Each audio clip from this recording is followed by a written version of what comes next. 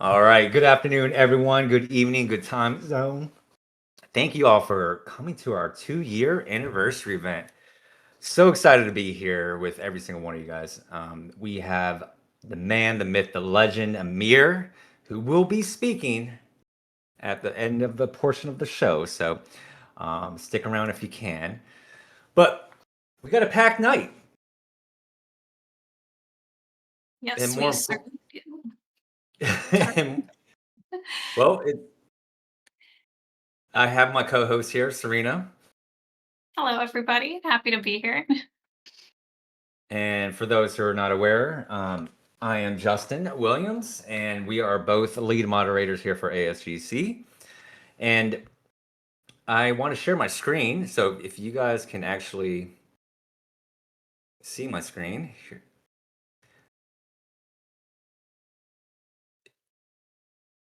Ta-da. So you can actually click on the screen to actually follow along with us, but will be our agenda.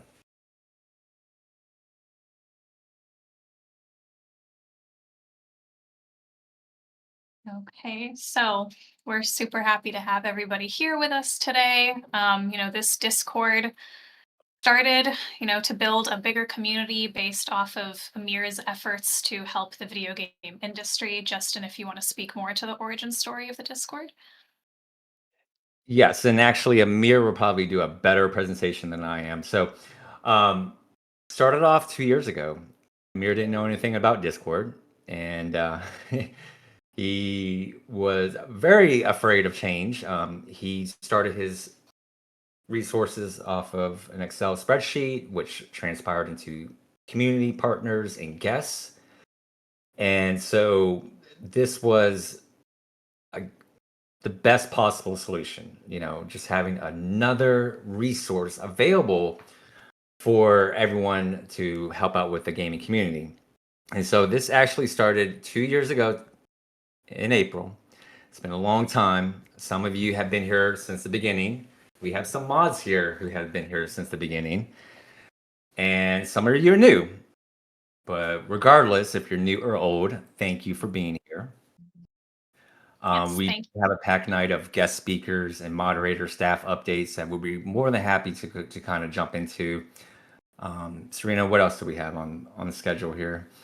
I just want to emphasize that, I'm sure people here are part of other Discord communities and that you have other groups that you're involved in. But this community, I just want to say, is something very different from anything I've experienced on or offline. I've been in a lot of spaces where people say, we're going to work together and we're not going to let our differences get in the way.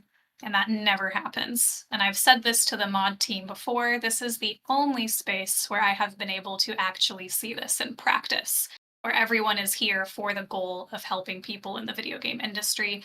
So if you've been part of this community, I hope that you really feel that love and care and attention. I certainly do. I started as an apprentice mod back in August of last year. I was in that program for 3 months and then I got boosted up to moderator.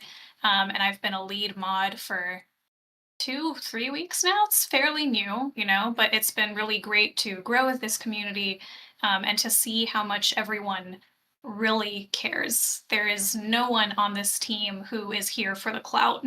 Everyone genuinely loves what they do and wants to help. And I'm so happy to be able to boost this community and to celebrate it with everybody. And for today, we're going to be going through some guest organizations who are here who will be speaking with us. We're going to have our reviewers hop on board and tell you about the review process. And then, as Justin said, Amir will also be chatting numbers, one of his favorite things, and also some of the future vision that we have for both ASGC's Discord server and for the industry in general. Anything you want to add, Justin? Nope, that's perfectly sums it all up here. So I don't want to bore you with me talking or Serena talking here. So let's get right into it, guys. All right. So our agenda here is pretty packed here, as you can see. We're going to get to the live Q&A portion, which I know is the most popular portion, where you can ask all your questions to Amir or the mod team, or just If you just have a general question, that's perfectly fine. And then, as always, we have the after party networking. So that's going to be in our open voice channel. So, without further ado, we want to welcome our partners, our friends, our resources, the ones that we can actually recommend to the community. We have an 18,000 member community. It is pretty freaking fantastic. Yes, so this has grown drastically. It's been awesome to see. And first up, we have Stack Up, if you can see them up on Justin's screen. And we want to pull up Coin from Stack Up. If she's here, we are a few minutes ahead of schedule. So there may be a chance. Someone said, Coin, are you I see here? them. Don't be shy. Yes. Yes, Coin, if you are here, you can bring yourself up to the stage. You are given the events role.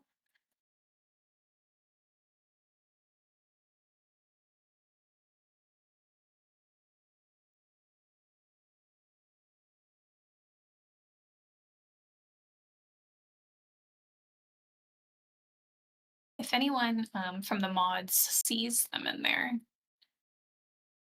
could maybe pop Jelly them on beans. Share some of those jelly beans, my friend. up. What kind of jelly beans is the question?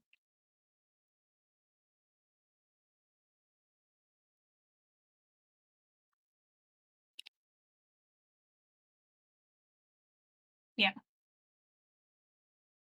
Dr. Pepper.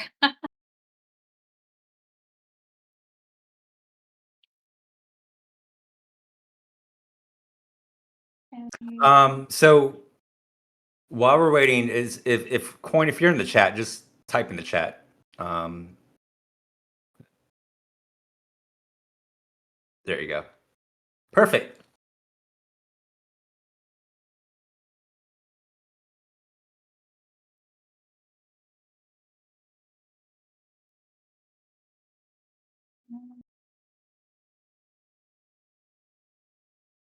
Gotta love Discord.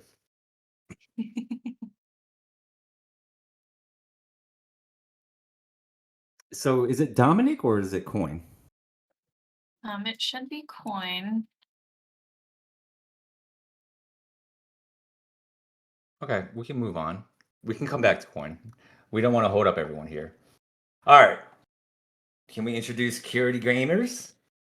I see Ray. Hello? Go. Am I frozen? I'm not Hello. frozen. Hi. It always does that. It's weird. Hi. Thank you for having me. What should I do? Thanks so much for being here. Just tell us about yourself and the organization and the great work that y'all do. Yeah, absolutely. And hi, chat. Thank you, Amir. Thank you, Luke. Thank you, Serena and Justin. So my name is Ray. I'm the co-founder and CEO of Queerty Gamers. We are a 501c3 LGBTQI2S plus gamer nonprofit. It keeps getting longer, and we're so happy to have everybody joining the community. Or I just like to say queer and trans. It's a little shorter. And what we do is we provide resources, networking support, and visibility and representation support to the video gaming industry. We work with sorry, I just saw Mir. On a scale of how awesome you are and why, on a scale of 10 to 12, 12. I had a lot of caffeine, so it's 12 right now. Yeah, so we do a lot of really cool things in the community, in the industry. We have our queer game showcase where about every month or bi-monthly we will support a queer game, whether they're launching, whether they're doing their Kickstarter. A requirement for that program is if your game is queer made, if it contains queer content, or if your studio, if you're a single solo developer, whoever you are, if you made a commitment to make games inclusive for everyone, then you are eligible for that program. And we have a stream team of 34 and growing with I think like 74,000 reach just on Twitch alone, which is really dope. And so they will showcase the game. So we just got done showcasing Thelma Fantastic, which is an amazing. Hi, Kusher. That's our online events manager. We just got done showcasing Thelma Fantastic, which is like Where's Waldo Meets Clue by Weird Pumpkin Studios, and I hope y'all will go check that game out. It's only $5, and it's phenomenal. But we also have our games web app where you can go and submit games that are queer, and we're having even open discussions on like what makes a game eligible for that. So like, for example, does Subnautica, where it has one line about a queer couple that had an arranged marriage, is that going to be in the app? So we're having those discussions. But we're also, can you have gay sheep? Yes. Rainbow sheep. We also do like we do major events. So we'll be at, we were just at GDC. We had our booth. We usually have a mixer, but we didn't have the bandwidth for both.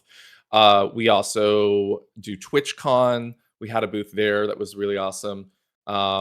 And we have our upcoming Queer Quest, which is our giant Pride celebration. So we're starting off with an in-person event on the 23rd at Kiki Glamorous in Sherman Oaks, California, which we haven't announced yet, but here you are. You all get early access to that.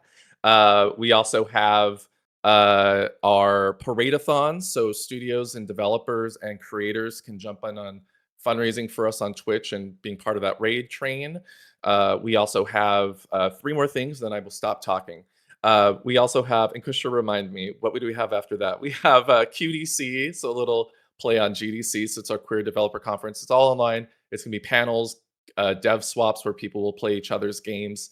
Then we have our community week. Oh no, we have our community week, which is like talents and stuff. Yes, thank you, Kusher. And then last but not least, Queer Games Madness. So we're going to have creators from both our team and outside go and play queer games, and we'll leverage our Queer Games app. So yes, that is all about queerty. But and thank you to this community, because it's been really helpful for not just me, but our organization and our community.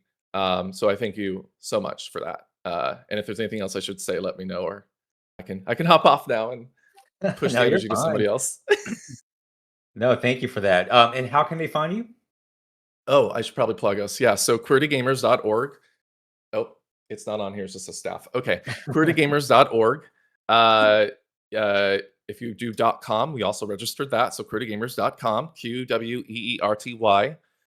We're Queerty Gamers on pretty much every platform. We're on Blue Sky, X, Twitch, TikTok. We have a Discord, all that stuff. So, and thank you, Serena. Yes, thank you, Jane. That's where you can find us. But yes, thank you so much. And let me know if you have any questions. Otherwise, I can give the space to somebody else. Does anyone have any questions?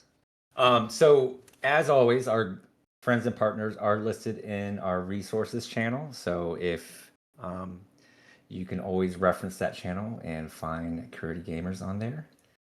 Ray, I love the headband. Thank you. I thought I looked like a jock, but my partner says I look like a geek.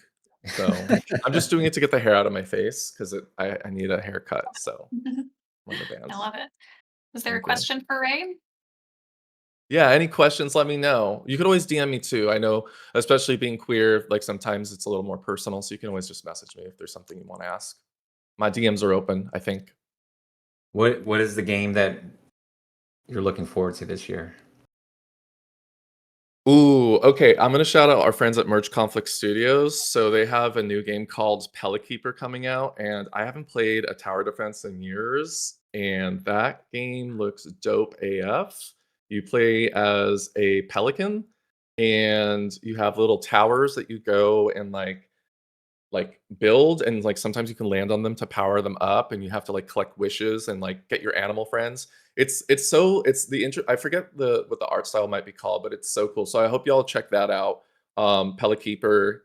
Their other games are like Gemporium and Refresh. I have one of their shirts too. So I'm a little biased, but because we showcased one of their games before, but I love Keeper. I can't. The demo is out right now, so if you want to try it out, you can.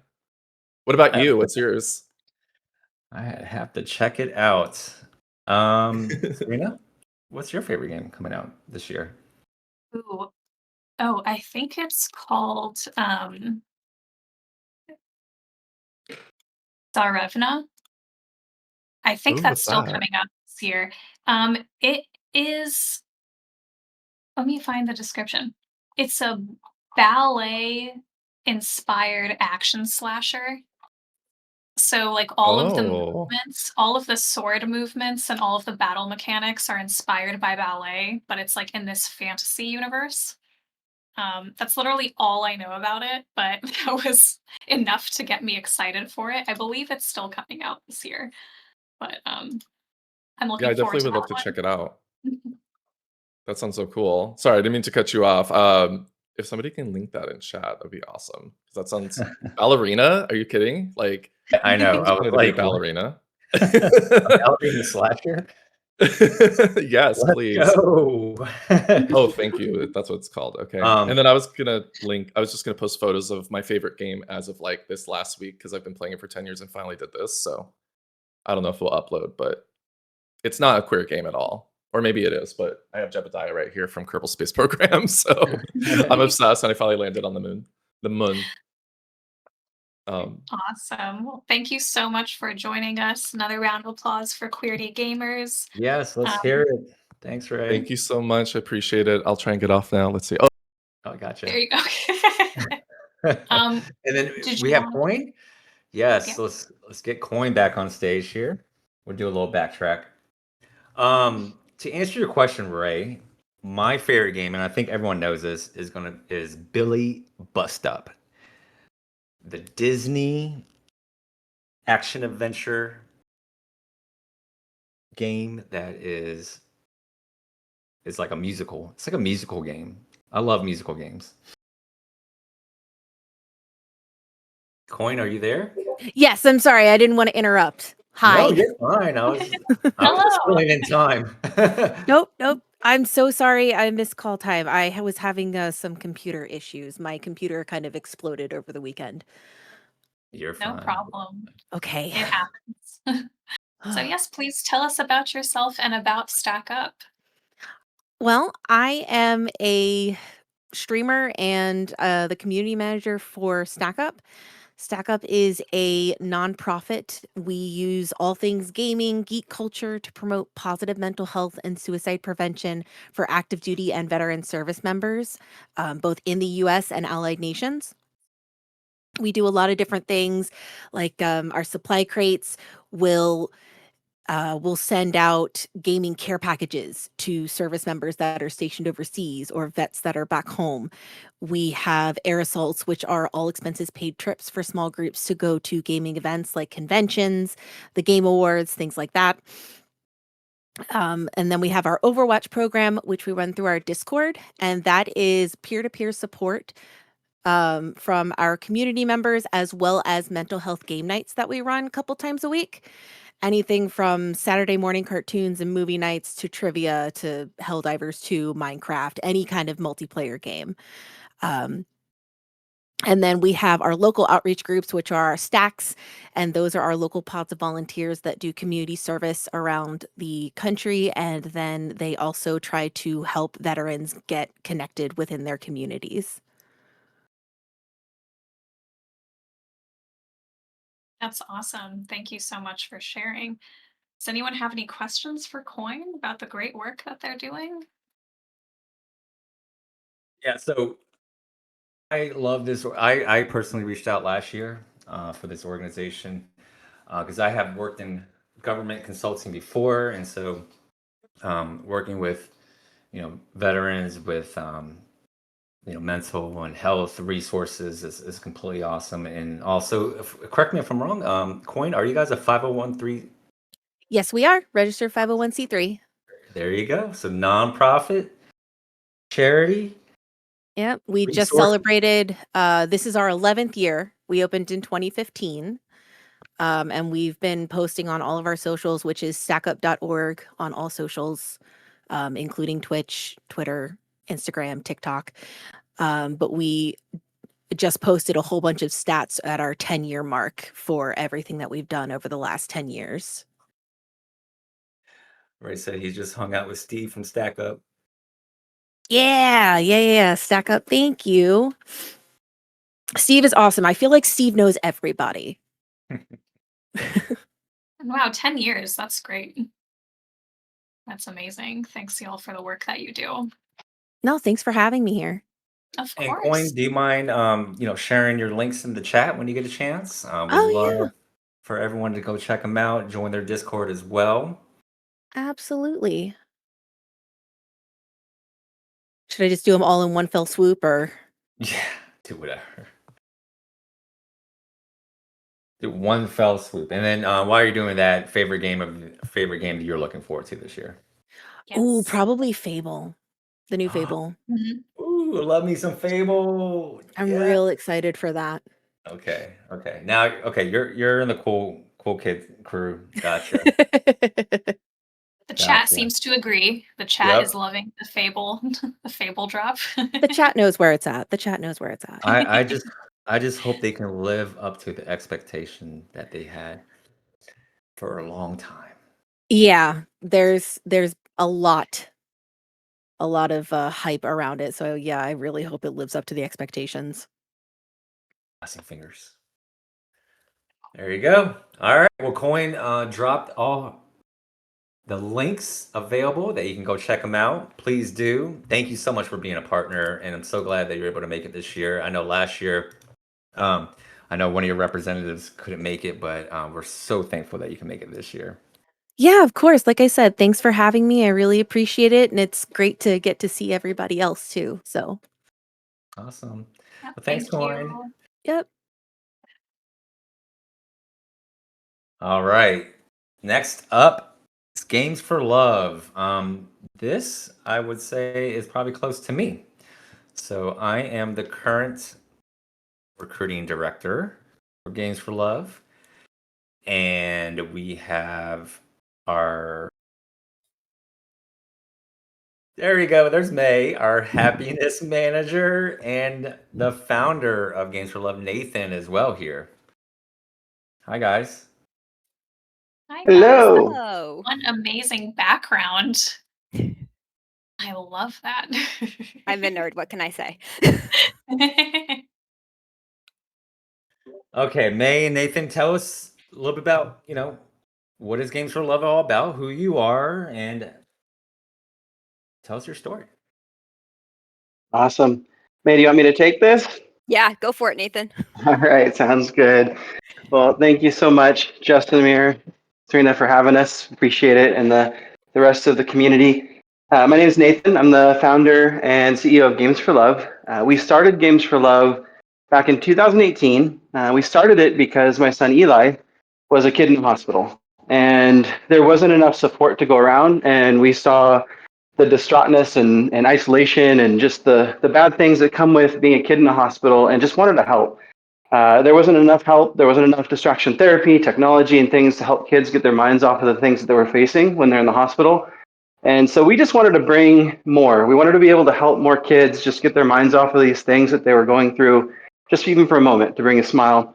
And so that's where we set out to start Games for Love. And we started in Seattle. And we're very fortunate we were able to expand out to more than 200 hospitals. We currently now serve about 3 million plus kids a year. We're recording 10 million hours of reduced suffering in the hospital every year at this point.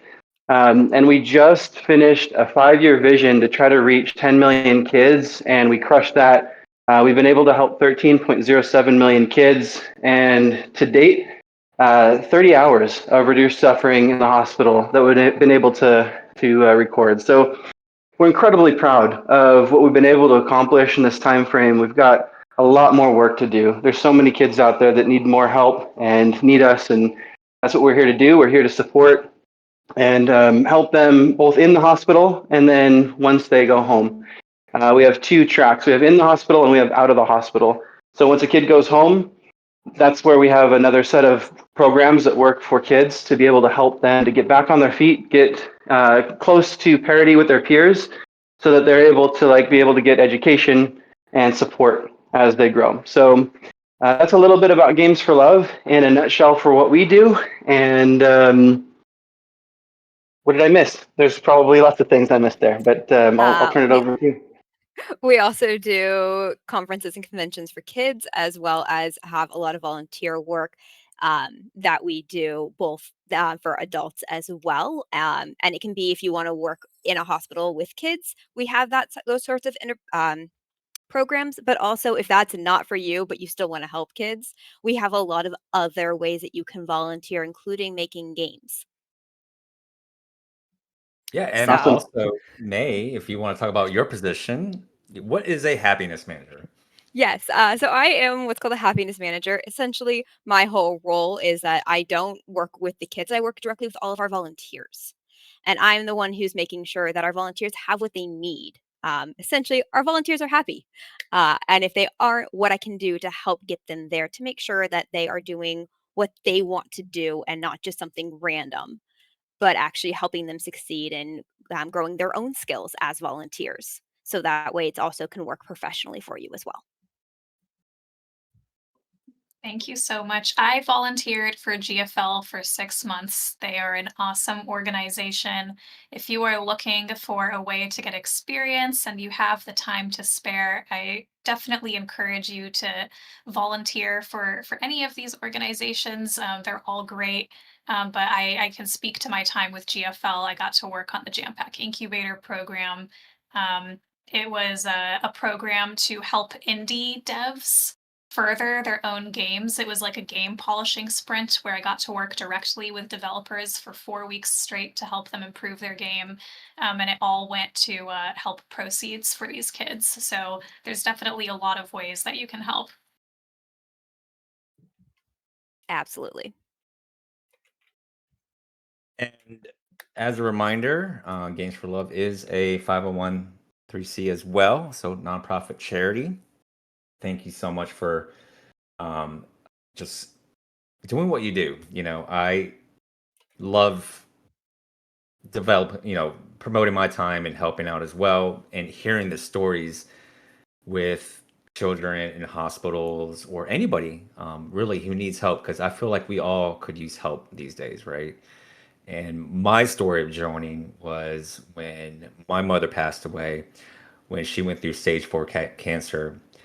I just couldn't believe how a healthy woman like her was going through struggles in a hospital. And I just couldn't imagine a 5-year-old or a 7-year-old or a 10-year-old going through the same thing in hospitals, because it can be pretty scary, right? And Games for Love is there to make it not so scary.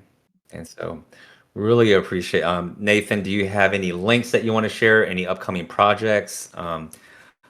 For me, I know the Jack Black games, Winter for Love, that was so cool. Yes, Bowser from Mario. Any upcoming events? Yeah, we've got quite a few things coming up. We've got TwitchCon, of course, coming soon, and a whole slate of 2027 events that we're currently in the process of planning. I'll drop links in chat. And one thing, just to kind of sum up our story, I totally spaced on this. My son Eli, he's been able to completely recover, and so just to kind of give some hope out there for any parents that may be fighting or battling alongside your kids, that every once in a while, these things can actually turn around and turn into good. So Eli, our son, that was one of, for us, we're just super thankful and super proud. He's able to completely recover. And here he is now. He's a state Taekwondo champion. He's gone on to compete in nationals, where he's ranked number 16 in the nation. And he's even competed in the world at US Open and got 32nd. So we're just super proud and super thankful. And we've seen this also with the kids that we've been able to help, how their lives can turn around. And kids like Jamie, who's gone on to become a 3-time gold medalist in the Para Games. So just super proud of these kids. These kids are just absolutely amazing, and we want to do more to support and help. So thank you all for having us. Really appreciate it. May, do you have a favorite game coming up this year?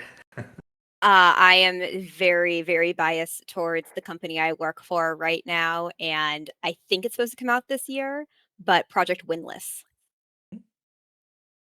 And which what company is that, May? What that would company be is that? Crafton Americas. And this is one of our sub studios, Studio M, that's doing Project Winless, because who doesn't want to run around in an action adventure game being a giant chicken?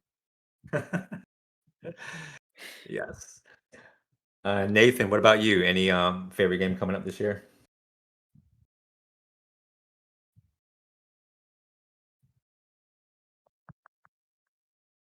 I love that chicken gif.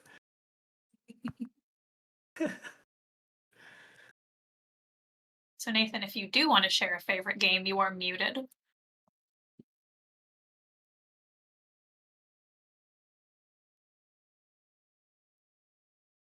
All right. Maybe some tech troubles. Gotta love Discord, but again, thank you guys. You guys are, this organization is dear to my heart, so hopefully you can find dear to your heart here. May, do you mind dropping in the links in chat? I think Nathan has some issues, but please, are you back? Am I back? Did I make you're it? back. There you are. You're back. Awesome. All right, there it is. Yeah, I'll drop the link here. I'm going to be honest and say I'm actually looking forward to GTA 6. I don't know, probably not supposed to say that, but I'm going to be honest and say that's going to be a fun one. So looking forward. Yeah, we're talking about the games this year, Nathan, not games in. No, just kidding. I'm hoping it comes out this year too. Stop, chat. Stop. I'm hoping it comes out too this year. But thank you again, Nathan. Thank you again, May. Feel free to drop in your LinkedIn's or and anything else you want to promote. But again, really appreciate you guys sharing the love here. So give it up, everyone, for Games for Love. Thank you both so much. All right, we got more guests for y'all. We do. Parker. IGDA. Oh, right on time. I was waiting with the button. I figured it out. We are good. Thank you for joining us. How are you? Thank you for having me. I'm good. This is exciting to be a part of. I know I couldn't make it last year. I sent our executive director instead. So I was able to make it this year and I'm very happy. Yay. But yeah, so I can talk a little bit about IGDA. If you don't know about it, so we're the International Game Developers Association. We're actually a 50c6, which means that while we are a nonprofit, we're actually a membership-based association. So we have members all over the world. We actually have over 120 chapters worldwide, as well as, I think it's close to 50 special interest groups, also known as SIGs. Our special interest groups vary from things like discipline, affinity groups, and advocacy groups. So it depends on what you do or what you're passionate about. You can get involved with any of them, regardless of where you are in the world. But I also encourage everybody to check out their local chapter and what they've got going on. In addition to supporting all of our wonderful volunteers, we do a global mentorship program, which we do keep for our members. But what it is you get matched with somebody who is either in the field you are trying to work in or what you're trying to work towards, and you have a 3-month mentorship with that individual. So we've been around for over 30 years. We celebrated 30 a couple of years ago. Don't quote me on which one it was. Time is soup, I think, these days. I still think GDC was like 2 weeks ago, so I don't know anymore. But otherwise, you normally see us on site at GDC. We're normally on the expo floor, running a bunch of events and a lot of our roundtables, thanks to our fabulous SIG volunteers. And we're normally at Gamescom in Cologne, Germany as well. Did I miss anything about I don't think so. But anyways, it's a fun organization. I love it. I've been a part of it for a hot minute. I'm the director of operations and events. Think I missed that part, but yeah. I love IGDA. Great job. That was a great Thank you. presentation here. Thank So you. my experience with IGDA, I was out in San Diego and did a couple speaking events over there. Yeah. For the San Diego. But the They're cool great. thing about IGDA, if you guys are not aware about this, you can start your own chapter, right? Or you can find your Yes. local chapter. Yep. If it's not already created. Correct. And also you can get involved with your local chapter. Like I'm somebody who's of the mindset of like the best networking you can do is volunteering. Mhm. That is like in my experience it's always been what it is. And so you get to meet so many cool people and get to experience a lot of really fascinating things and build a lot of skills as a volunteer. But yeah, so if you don't have a chapter that is local to you, we are always down to help you start one. If you have an idea for a special interest group, we're also always down for that. We're happy to help you start that. And there's a lot of game jams getting mentioned as well. Yes, our LGBTQ SIG tends to run like 2 or 3 game jams a year. They do amazing work. Actually, I think our climate SIG just finished up a game jam as well. We've also partnered with, we have a sister organization, the IGDA Foundation, which is actually a separate org, but still delightful. They are our fully charity arm. We've been working with them and a couple other orgs to do the Unlikely Collaborators game jam, which just wrapped up. There's a lot that we do with a lot of groups. Yeah, a lot of going on here. And Oh, yeah. we always get asked this question, like, how do you break into gaming? Well, honestly, game jams are a great way. Game jams are my favorite way to recommend to people. Especially, I actually did that to a friend recently who's trying to break into voice acting. And he is a big gamer. He's a big fan of that stuff. And I was like, well, look at game jams. Get involved with game jams because then, like, obviously that's just really great for that game that's getting made. They can have parts of it that are actually voiced. But it adds to your portfolio. And that's the really cool part because it's hard to add in whatever you did in school to your portfolio. But if you add in games that you have made on the side, it is fantastic. Game rating SIG is also, they do a lot of stuff with Narrowscope. They do a lot of stuff in general. A lot of our, I'm looking at the chat and I'm seeing and I'm like, yep, nope, they're mentioning all of our good groups, all of our fabulous. You must also be a Twitch streamer. You're doing pretty good. I used to Twitch stream regularly. It's been a minute, but yes. I'm very accustomed. It takes a certain skill to speak and then also monitor chat and then keep it going. So clearly I've not lost it. So. I do want to point out that someone, David Tran, said that they're wondering about the mentorship program.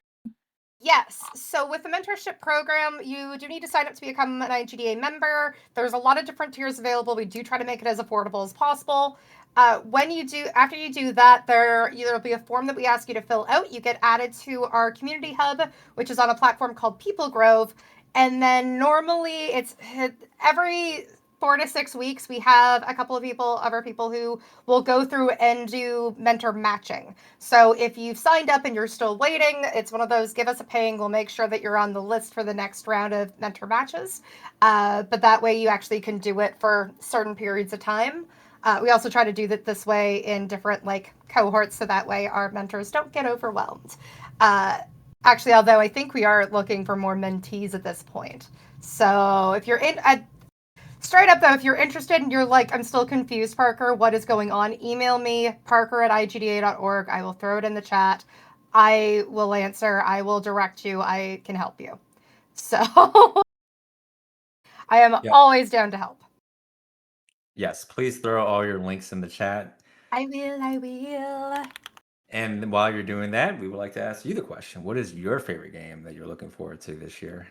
Okay, so technically the one that my answer 2 weeks ago would have been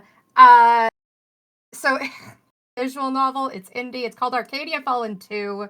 It's from Galdra Studios. I've been waiting for this for a hot minute. I backed them on Kickstarter. I have the pin. I have a pin from one of their first games because I got to see the devs at Gamescom and I fangirled. It's very cute. It's very fun. It kind of is a continuation of the first game. So you have magic. There's demons. Things are going south. It's a cute time. There's some dating sim aspects to it as well, because I'm a sucker for dating sims. But there's that, and then the other one would be episodes 6 and 7 of Scarlet Hollow by Black Tabby Games. They also did Slay the Princess. If you've never played it, it is brilliant and beautiful, and it's a time. So those are what I'm looking for. But Scarlet Hollow is continuing a really cool story that they released episode 5 earlier this year, and we're hoping the last 2 come out later this year. So, but yeah. Yeah, we got some Slay the Princess love here. Absolutely. It's so good. If you love Slay the Princess, their other it's Scarlet Hollow. Again, incredible work, incredible audio, incredible story, wildly branching narratives. My God, that team is good at that. Like if you love a story that changes off of like one game, like one decision, then it's a solid one. The other one that I mentioned was Arcadia Fallen 2. If you play Arcadia Fallen, it's also fantastic. So, anyways, I'm going to go continue to put my little things back in chat. So anybody, if they need to reach me, they can. I mean, that's a strong rec list. I love hearing yes. unique rec lists out there instead of just your typical, oh, I'm looking for, Mario Party 10. But not that there's anything wrong with Mario Party 10. I don't think there's here. anything wrong. I think I'm just so we work with so many indie devs. So like I feel like I get such a cool insight into some of the really good indie games out there. Yeah. Before they become popular, looking at you blueprints. So like it's really cool. And it's a really wonderful experience to really get that exposure to some fantastic indie games that deserve so much more recognition. We try to boost them as much as we can. That is some of the stuff I love doing, especially on social media. And I get to play on the socials, so it's fun. But yeah. That's it. That's me. All right, chat. Hope you enjoyed IGDA here. Thank you so much for coming today here. Yeah, of course. Thank you, guys. And I will see you all later. Thank you, Give it up, Parker. everyone. Thank you. All right. So much Up love in next, the audience. we got Andrea talking about Latinx and gaming. Hey, we know you. We've Hi, talked to you. strangers. Hey. Yeah, How so are you? first time. Yeah. I'm doing good. Yeah, so Elena unfortunately couldn't make it to the live event, but yeah, Andrea, who is this? So a little bit about Latinx in gaming. So it is a 501c3 as well that has been supporting a ton of Latin American developers all over the world. Elena and the team, when they started this, they just kind of like wanted to see more representation, more games kind of like featuring Latinidad, and then they created different ways to kind of like connect, support, and uplift Latina professionals, students, and creatives across the games industry in the US, Caribbean, and Latin America. So they've been able to raise over $500,000 now, 500,000 across different initiatives, and they were able to have kind of like a way to almost like funnel people that wanted to break into the games through first is Conexión. So Conexión is a job fair that's virtual that they were able to kind of like help developers connect with AAA, indie, and AA studios. There's the Con Latinidad grants, where you will, in my case, that's how I was able to go to GDC for the first time, was thanks to the Con Latinidad grant. But it's not just to go to the events. If you wanted, for example, to get a new PC, if you wanted to break into content creation, as long as you could kind of like connect your interest to games and what you kind of like needed the money, they were able to kind of like help connect you to those resources.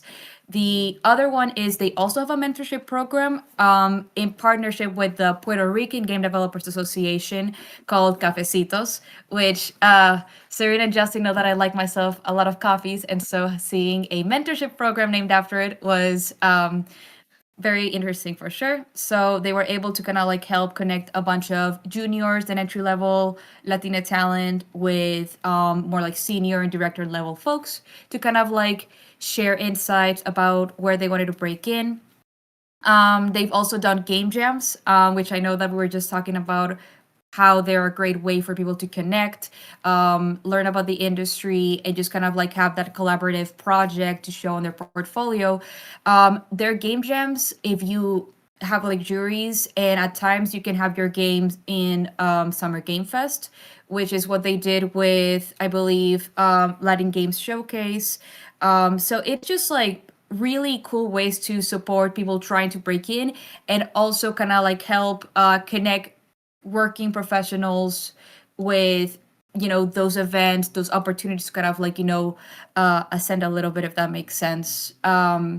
So I really like this nonprofit just because I didn't know where to start in games. I was in Colombia, which the first narrative role that ever opened up in that country, to my knowledge, was like last year. So in 2017, that was like, the games industry there wasn't really well known, but being able to connect with different countries, delegations, and resources made a lot of things possible. So I added the socials in the chat. So if anybody wants to kind of like support them. But yeah, that's a little bit about Latinx in gaming. I love that we're all wearing black. Yes. We got the memo. Yeah. All the mods. This is probably the most goth looking section of the programming that we have at the moment. I know that we also have in the chat Kelsey, where I believe you've helped out with CVA Peru, right? I just put her on the spot. I'm so sorry. Yes. So the Latin American games industry is this very interesting ecosystem of like every country has its own nonprofit, and then there's kind of like Latinx in gaming trying to help connect all of them. But yeah, there's Latam Games, CVA Peru, and I know Ricardo can speak a little bit more on the Brazilian programs, but it's just a very cool little community that is growing and emerging. All right. Awesome. Can you pause your screen, Serena? Oh, Or yes. pause your video? There we go. Does that help out? I know. I'm sorry, everyone. Next time we will find a different venue for instead of Discord live stage. They got a lot of kinks to work out. They're not as great as LinkedIn audio, but we will talk about that here in a second. Did that help? Does that help out, everyone? Yeah, All so right. please. Go ahead, Serena. I'm sorry. Oh, I was just gonna. No, wait. I'll keep that off for a second. I was just gonna ask if that helped at all. See some people typing. Yeah, please let us know if you're now able to hear or see things. But yes, thank you so much, Andrea. Does anyone have a question for Andrea about Latinx and gaming before we move on? And what's your favorite game, Andrea? That's coming out this year or This year. this year. I think I want to do a little bit of what May did, if you don't mind me copying, where I am very, very biased, but excited about a game that we're working on called Slammiverse, because it kind of like merges both of my interests of wrestling and also deck builders. So it's coming to you soon, but oh, and I see a question from Daniel. Question for Andrea: how can we join or participate in the organization? I'm in Argentina. Argentina has its own program, but I can drop the Discord link for Latinx in gaming as well. Give me just 1 second, and then I will pass it over to the next amazing organization. Could get a mod in soon. Serena, what do we think about Ayla's suggestion, by the way, if you're looking at the chat? Oh yes, I was actually just about to type in our chat if someone could do that. Several people have tried closing and reopening and restarting their computers, and it doesn't seem to be doing anything. But yes, let's see if someone can do that.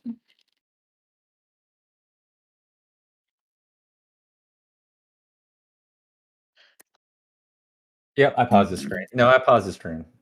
I was just seeing if that helps.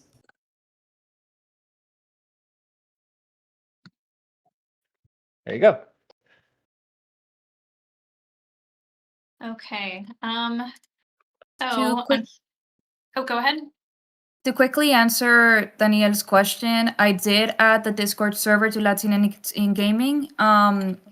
I know that they have team members all over the Americas, and there's definitely a couple of them that are bound to be in Vancouver, which I know that somebody was asking about. So join the server, and I can connect you to a couple of the representatives there. I don't work for them. I just wanted to kind of like give them a shout out as, part of like Amir's cohort of nonprofit friendos. And with that, I'm gonna leave it over to Fun Smith Club. Thank you so much. Unfortunately, I believe Kevin is unable to see or hear anything. Hi, Kevin. He's in the chat, thankfully, but he did send me something to read off on his behalf. Justin, I need you to help me out. How do we pronounce Alex's last name? I still don't know. It's is Brazy. Brazy. Brazy, thank you so much. So, Funsmith Club is a community created by Alex Brazy, a moderator for our community here at ASGC. But he's also a very talented game designer with over 20 years of experience, and he worked on a bunch of awesome games like World of Warcraft, League of Legends, and a bunch of others. This community was created to help you level up your game design skills and kickstart your career in game design. Funsmith has been running for 3 years now, and they've gathered a little community of designers and other game industry friends. They offer a bunch of programs and activities, including peer playtesting opportunities, game design resources and mentorship, career guidance, and a cool and chill community to chat and discuss design and games. They also provide and make a ton of free content, all centered around helping you level up your game design skills, including YouTube videos, an email newsletter with game analysis, case studies, and mechanics and system breakdowns, as well as in-depth articles and wikis on their website. On top of this, they have a bunch of fun events, including fortnightly talks in which they invite industry professionals to join them and share insights on various topics. Think of it like GDC, but you get to attend from your home and ask questions in the chat. Just in the coming weeks, they have talks on system design, quest design, puzzle design, and board game design. Also this year, they're actually planning on introducing a few new type of events, including ones that they will be announcing tomorrow, so look forward to that. And for those who want additional professional training and mentorship, they run specific courses and boot camps on skilling up in level design, game design, system design, and narrative design. In fact, they have 3 that are open for registration right now, so definitely check those out on the website or on their Discord server. And I believe Kevin has links that he will be posting in the chat. Drop it in the chat, Kevin. Yes. And I will say this. Are you finished? I'm sorry, Serena. Oh, no, yeah, I'm all done. Thank you. Okay. I will say this. So GDS has been great. I do guest speak for their classes that come up. I have guest spoken for Wendy's class before, and then a couple others who can vouch. And so they have been great. If you're looking for boot camp and certs, I always preach, always preach. What can you do to level up your resume? This is just another source. So. There we go. Yo. Yes. Woo. Yeah, thank you so much. I'm so sorry. Oh, well, I guess he can't hear me. I'm sorry we couldn't get you on I should have stage. realized that when I said Kevin. Can't hear me. Got Home Alone flashbacks. I know. I was gonna say. If people didn't get that, then we're showing our age there. Okay, well, thank you so much. And last but not least, Justin, do you want to introduce our last org? Yes, we have Cave Bear Games, and one of our previous mods here, Ayla. She was actually oh, there she is. There she goes. Welcome. Hello. Hi. Hello. Hello. Hi, everybody. Thanks for having me on. I feel the need because Kevin was unable to join on the stage to just give another quick shout out to GDS because I do work closely with them often and I love them and they're great. And Kevin himself is a rock star. But yeah, GDS is fantastic. That's where I actually got my start in games. And so I tend to shout them out quite a lot. They're the first community that I joined and they're lovely and great. And as a former teacher, I love their educational stuff. It's really super quality. But anyway, enough about GS. It's my turn. Hi, I'm Ayla. So I am the founder of Cave Bear Games, which is a video game development studio, which is very cool, but we are actually very soon going to be not a video game development studio. We are in the middle of transitioning into a nonprofit, a 501c3, and hoping that we can do a lot more stuff as a nonprofit. we got our start because I joined the games industry as a junior, as someone with no experience. I was previously a teacher, and I realized very, very quickly that I would not be able to find a job in games anytime soon. Like many of us have a similar story. And so I decided to make a game myself in order to get my name and credits. People like Justin Williams taught me that, recruiters take, your name and credits pretty seriously. They want to see published games, stuff like that. And so we decided to do that. We ended up being a team of 15 juniors making a game over the course of a year and a half. And we published that game last September. It was great. We succeeded in all our goals. We made a little tiny bit of money. It wasn't nothing crazy. But what really happened along the way is we connected with all of you guys who are also fellow juniors or people in the games industry who want to make games and cannot find a job, whether you are a junior or you are a senior or anywhere in between. We are all kind of facing the same struggles. And so we brought those people together into our Discord community, in our Cave Bear Games community. And now we have a big community of everyone under the sun. But mostly we have a collective of now over 200 indie studios, self-funded or unfunded indie studios that we bring together to kind of support each other. Instead of compete against each other. We want everyone to succeed, and we can do that if we share our knowledge and experiences and think of each other as kind of on the same path with the same goal. We also help these indie studios by connecting them with volunteers. So you guys here at ASGC do a fantastic job of supporting people in the games industry with finding paid positions. And that is obviously super important, super needed. And you've gone so far as to understand that there's simply not enough jobs in the games industry. So how can you support people by getting jobs, paid jobs outside of the games industry?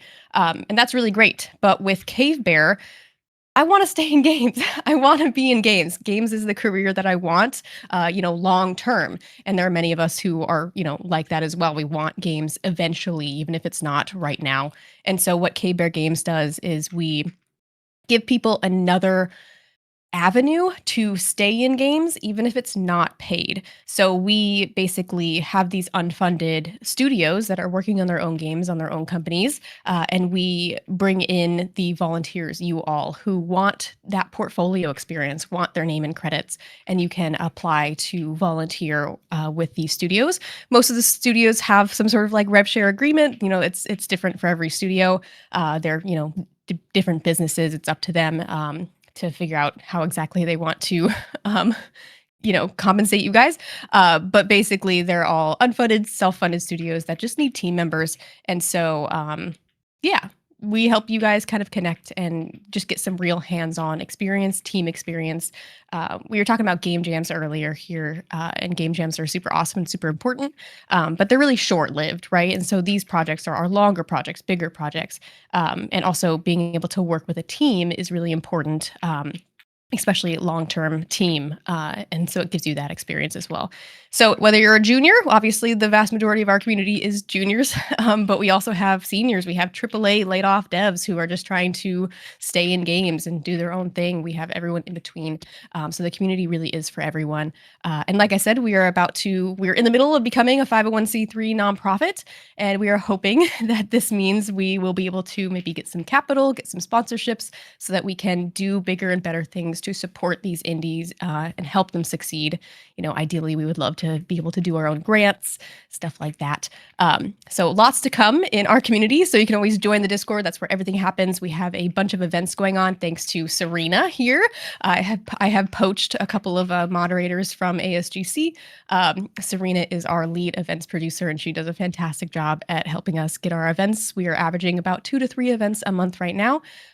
If you are a person who wants to volunteer, all you have to do is join Discord and check out the opportunities channel and see what studios are hiring.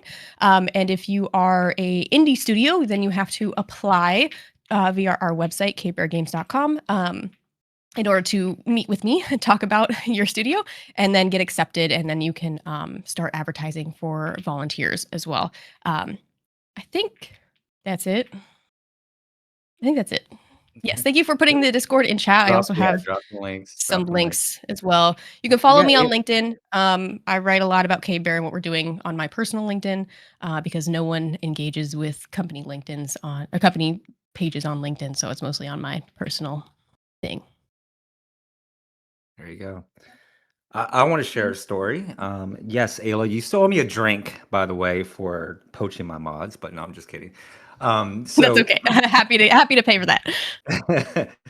So, Ayla, you'll be surprised to know that one of my largest views on TikTok is when you and Keith and you said weaponized incompetence. It's still gaining viewers to this day. It's one of the most popular videos. But I'm so glad to hear that. no, Ayla's great. I met her in San Diego when I was living out in San Diego, and a couple IGDA events, Games Beat events. The one thing I will say with Ayla, she is tenacious. She's very tenacious. When I first met her, she loves to get to know everybody. She loves to share the spotlight. She's not selfish at all, which I love that in a character of a person when you're able to share the spotlight and it's not about you. It's about the community. And Ayla, if you follow her on LinkedIn, she definitely represents that to the core, where she says it's about the community. It's about the community. I think she's going to develop a tagline somewhere one day where it's going to be like, it's about the community. But amazing individual, amazing organization. I watched the game grow on Steam. Fantastic work, Ayla. I just want to say I'm impressed with her and her organization. Please follow her in chat. And then, of course, my question to you is, what is your favorite game that you're looking forward to this year? I hate to be so crazy unoriginal and steal Coin's answer, but I am super excited for Fable. I've been playing Fable for forever. I own an Xbox only to be able to play Fable. So I'm very happy that the new Fable will be released immediately on PC because that's my biggest gripe with them is that they're only on Xbox for the second and third game. I also hope it lives up to the expectations. We will see. I'm not ready to be disappointed, so high hopes. We got a lot of Fable fans. We really do. Love it. Yeah, thank you so much for joining us, Ayla. I'm not at all biased as the event producer for Cave Bear Games, but I want to just second everything Justin said. If you are looking to get experience, definitely hop on over to Cave Bear. And if you're just curious, we occasionally do public events where you can network and learn more. So keep an eye on things. If I may say so myself, the events are pretty cool. We do a pretty good job. You guys really do. Thanks. There's a dedicated team of events folks who really, really love what they're doing and really want to help juniors and seniors alike who just want to stay in games. So thank you, Ayla, for making all of that possible. Thank you guys so much for having me. Super excited to finally be like an official resource partner with ASGC. Amir, I know he can't hear me, which is a huge bummer, but that's okay. I'll glaze him either way. Amir is a huge role model. Our Discord communities are relatively the same age, though obviously he has been doing this much longer on LinkedIn. But he and I have a lot of similar kind of mindsets, especially when it comes to money and community. And like I said, absolute role model. And so K-Bear Games is going in a lot of the same directions as Amir and the ASGC community. And you guys are just like doing it at scale and so impressive. So really congratulations to all of you guys. And thanks for having me. Bye. Always a pleasure. Give it up in chat. Thanks, Ayla. I believe people are fixing their Discord issues. I think our camera is busted, the Discord server, Serena. Maybe that's the reason. So we'll stay off cam here for a bit, guys. We'll stay off cam. Yeah, sorry, everybody. We appreciate you being here. But yes, we got some reviewers in our community up next. Andrea, Evan, Luke, and Mona, if you want to hop on up. Huzzah.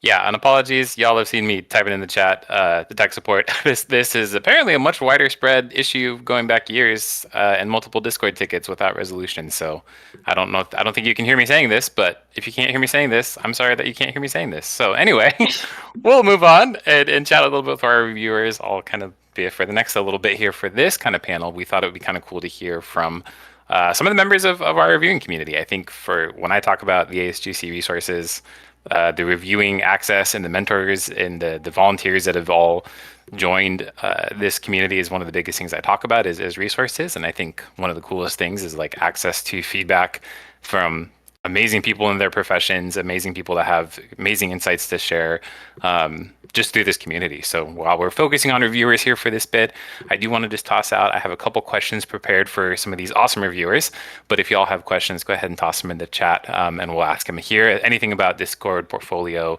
resume reviewers, all that kind of stuff. But I'd love for our reviewers to just share a little bit, kind of introduce yourself, maybe what focus areas or experience you feel most comfortable in kind of your reviewer capacity. And then maybe just a quick little bit about your own journey with the things that we review, right? So as reviewers, we're looking at portfolio, resume, cover letters, LinkedIn, whatever we end up reviewing. Kind of what has been your own journey with that and what made you want to become a reviewer. So we'll popcorn this because we're on a live event. So I'm going to start with Evan. Hey there. So as one, thank you so much for the opportunity to talk about something that I have a lot of passion for. I'm Evan. I've been doing community management in very different studios over about 18 years now. I basically really enjoy finding ways to help folks who are either in the industry and looking for their next opportunity, folks who are looking to break in, tell their stories in a way that is going to really give them the highest chance of success of getting past the stack, getting into that screener, and really securing roles. So yeah, essentially my focus is going to be more around communications, marketing, social media, influencers, really the player-facing front of video games development. Awesome. Do you have Muna, you want to go next? Yeah, thank you so much for inviting me as a reviewer. So basically, I've been working as a lead gameplay programmer, and I've been into this industry for almost 8 years. Time flies right now, so it feels like just a few months ago. So basically, at first, for my own CVs and resume and portfolios, I was pretty confused. Like, should I just show it to the hiring managers or not? Like, whom should I send it, or should I just keep it on my own, personal? But later, I realized the more people look at my CV and the better review points I get, the better chances of my getting job becomes. So that's when at first I received the help, and later I wanted to share the same thing for others. So that's why I joined as a reviewer in ASGC too. That's awesome. I love the approach of like, if it's helpful for you and you've got the help, then turn that around and give it to someone else. Yeah, That's awesome. totally. I pass it to the next one, right? Exactly. Andrea, you're up again. Hi, thank you for having me again. So a little bit about the, well, first of all, I've been working in games for around 7 years now as a narrative designer, writer, and consultant.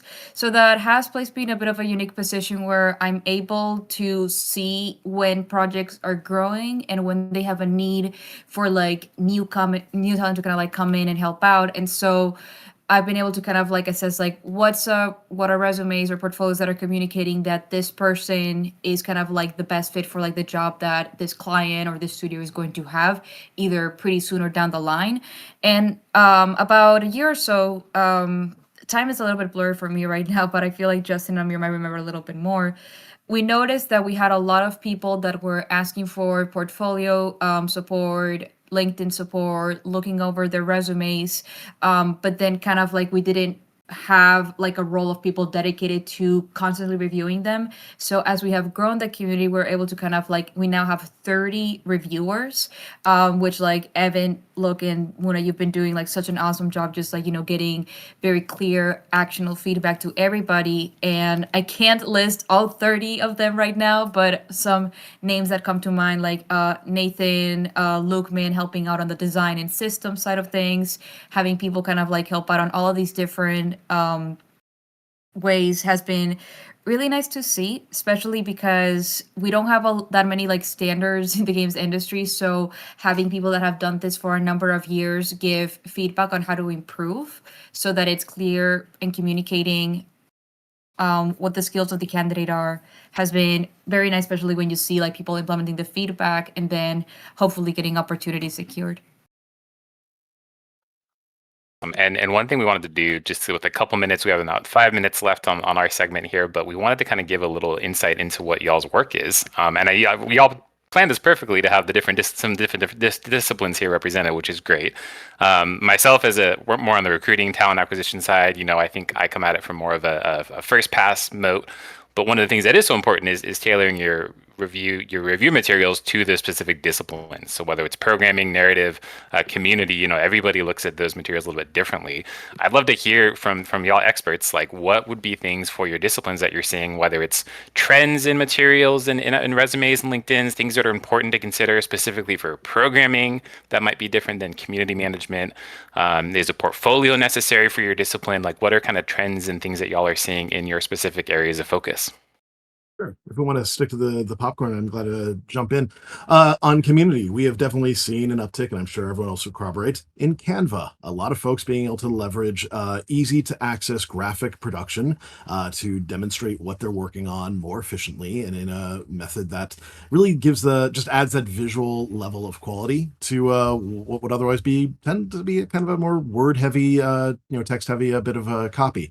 I think the only thing that I'll add is while these are great, it is still really, really critical to make sure that your resume is weaponized, is strong, can really punch through the stack, can really connect with whoever's reading it. And so while doing things such as a more visual based portfolio is a strong, plus up, it definitely still is going to then be held down if the resume doesn't stand up on its own, if that makes sense. And then the only thing that I'll add is adding cover letters is clutch. I know that it takes work. I know that it takes a little bit of homework and thinking about, the actual role that you're going in for. But if that is the delta between you and another candidate, and if it's what gets you on top of the stack, it is time well spent.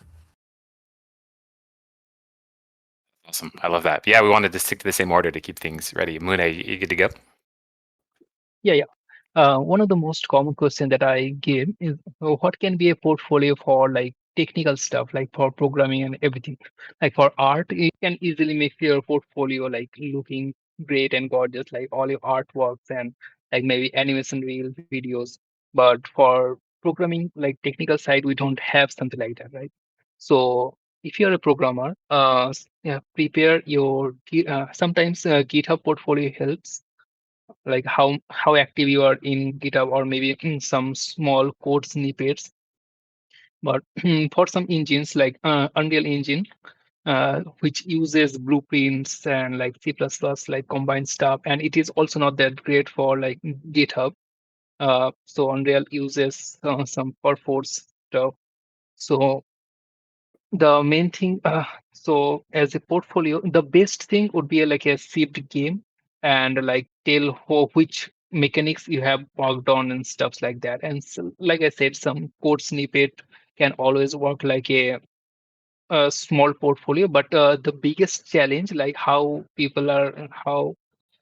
will get a job or not, it will be decided on your like technical interview, when they will be giving you live coding challenges, or maybe or maybe ask some technical questions. So that is like a more important for you. And also whenever you will be working on your resume, don't focus on the which tools you have used, like but rather try to focus on what you have achieved by using those tools. Like don't just say that I have used Unreal Engine, but you should like say I have achieved like super quality, top notch quality by using the nanites or Lumen. And like how what is your achievement points, like everyone knows how to use the tools, but not everyone gets the best out of them. So those are the like very common questions that I frequently get. Awesome. That's great. Thank you. Thank you.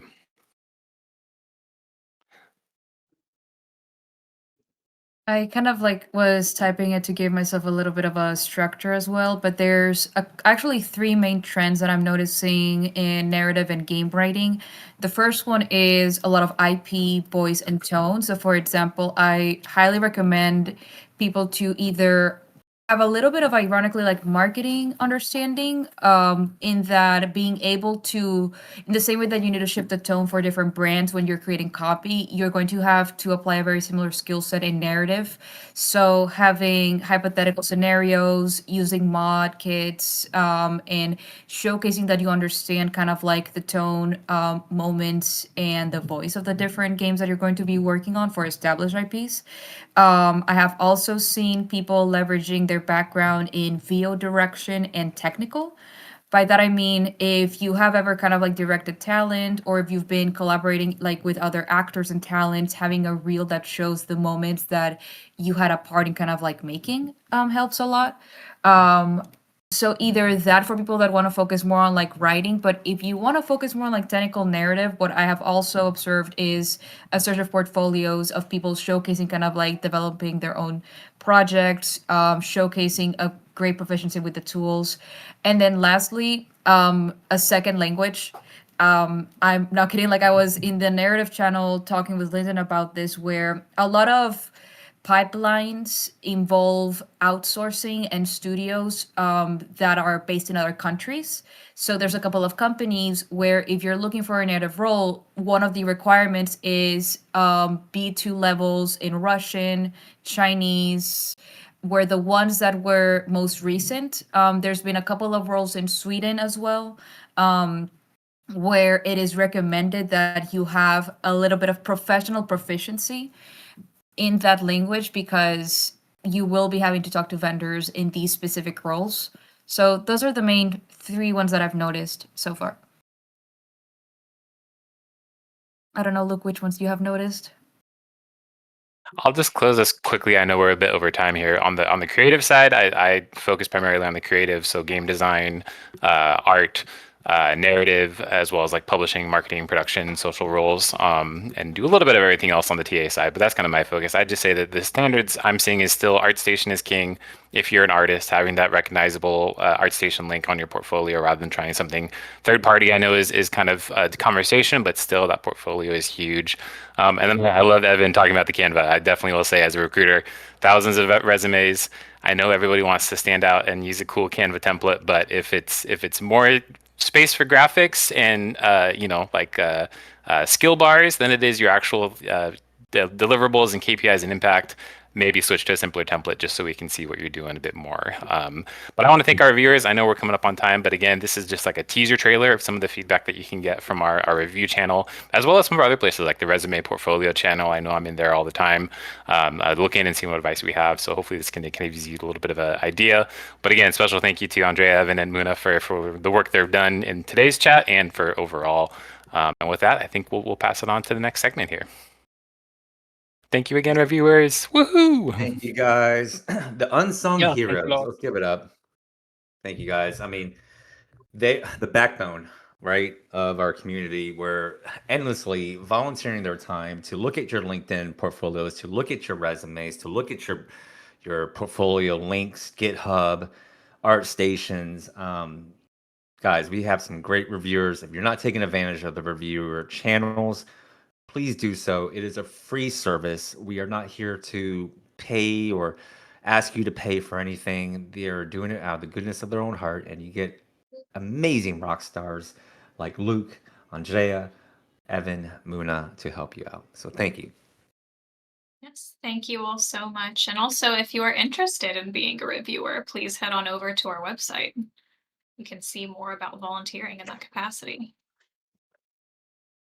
All right, now it is our special privilege here to announce our moderators, the people behind the scenes that you do not get to see on maybe on a daily basis, but they are doing the best they can to make sure this community is thriving and making sure that we help out all the gaming community out there. So if we can ask for the moderators to come up on stage, I'm not going to waste too much time. I'll keep it short and sweet. I'm Justin Williams. I'm your lead moderator. I have worked at Blizzard Entertainment. I have worked at Riot Games, Games for Love, and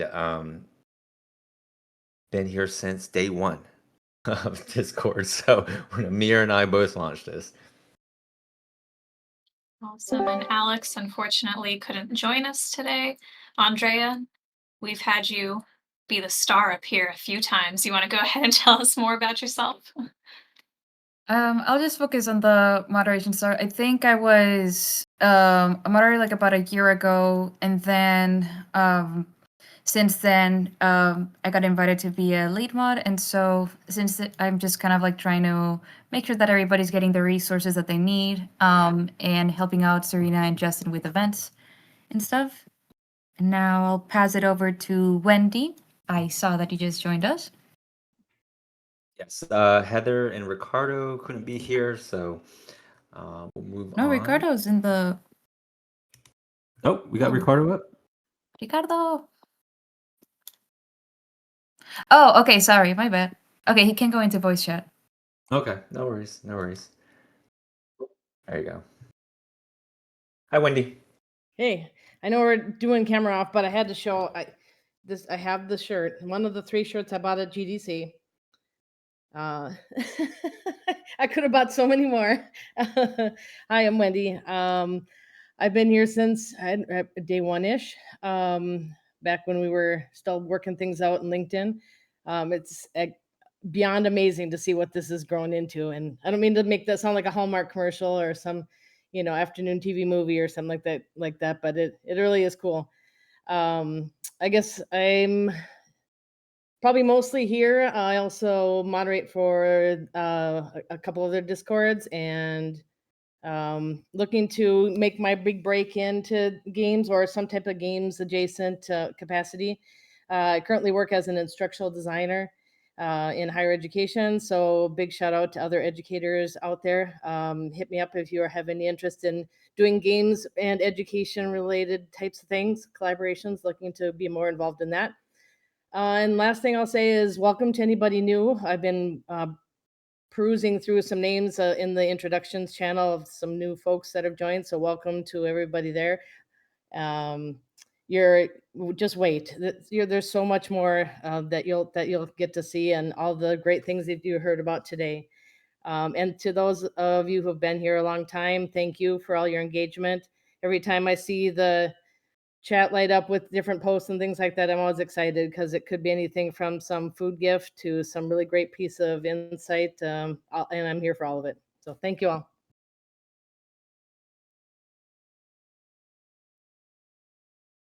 Awesome. And then if we want to move over to Mila. You can turn your camera on too if you want.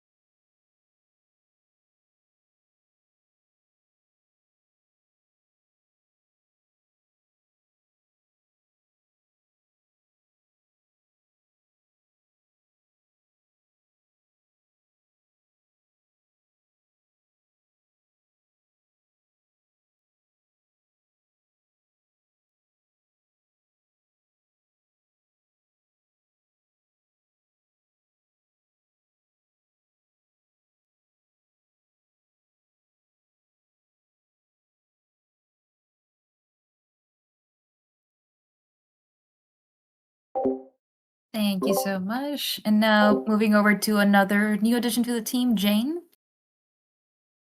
Hi everyone, can you hear me? Okay. Yep. Yeah. Okay, good.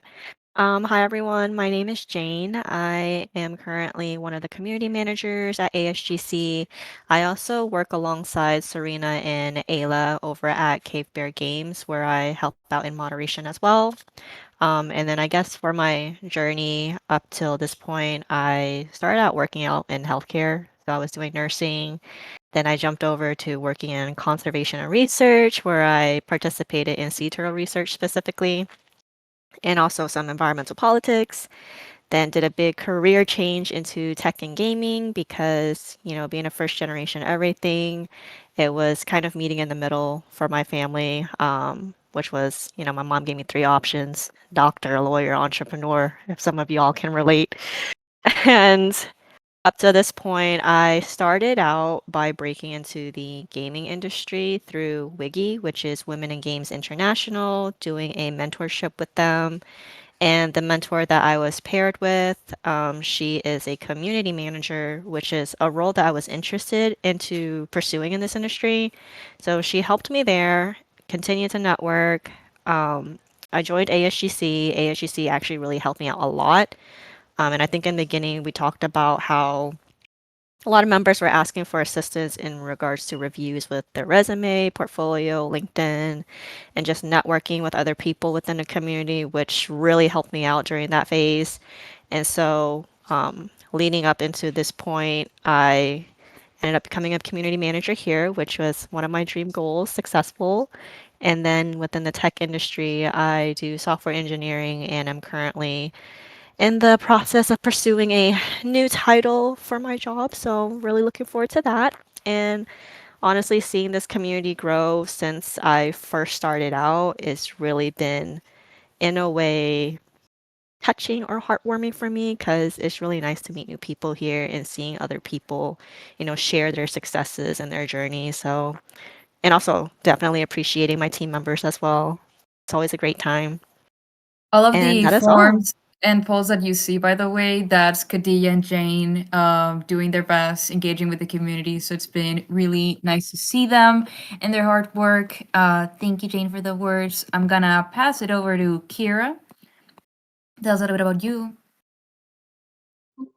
All right. Hello. My name is Kira Stout. So I came across Amir's Discord server actually after I graduated college. I obtained my master's in game design there at Full Sail. And my career development team told me about the job resource book on Amir's website, which is now always supporting the games community, which is fantastic. I love that. I saw a post on LinkedIn about joining as a mod. I started out as an apprentice. I got bumped up to mod and community manager, and I've just loved being able to help people wherever I could.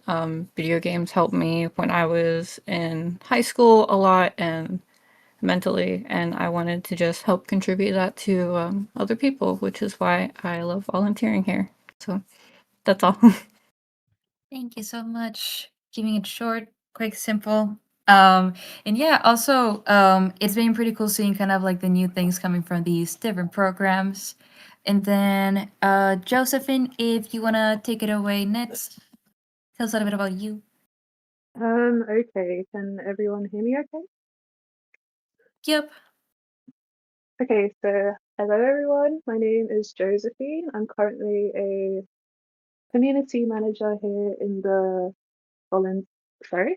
I'm currently a community manager here in the Discord server. So I'll talk a bit about how I started out.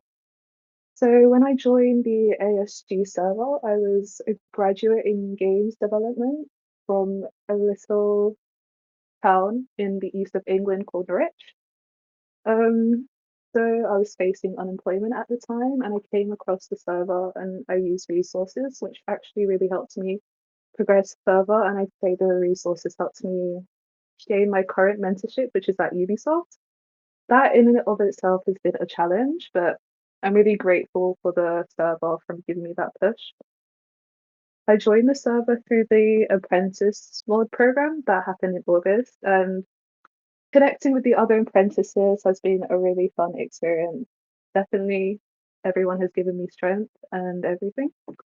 Currently, well, I'm consumed with my work, with my programming work, and yeah, I just like to say thank you for the other mods for really supporting me at the time, and the SG server for really being a inclusive and welcoming space. And yeah, that's it.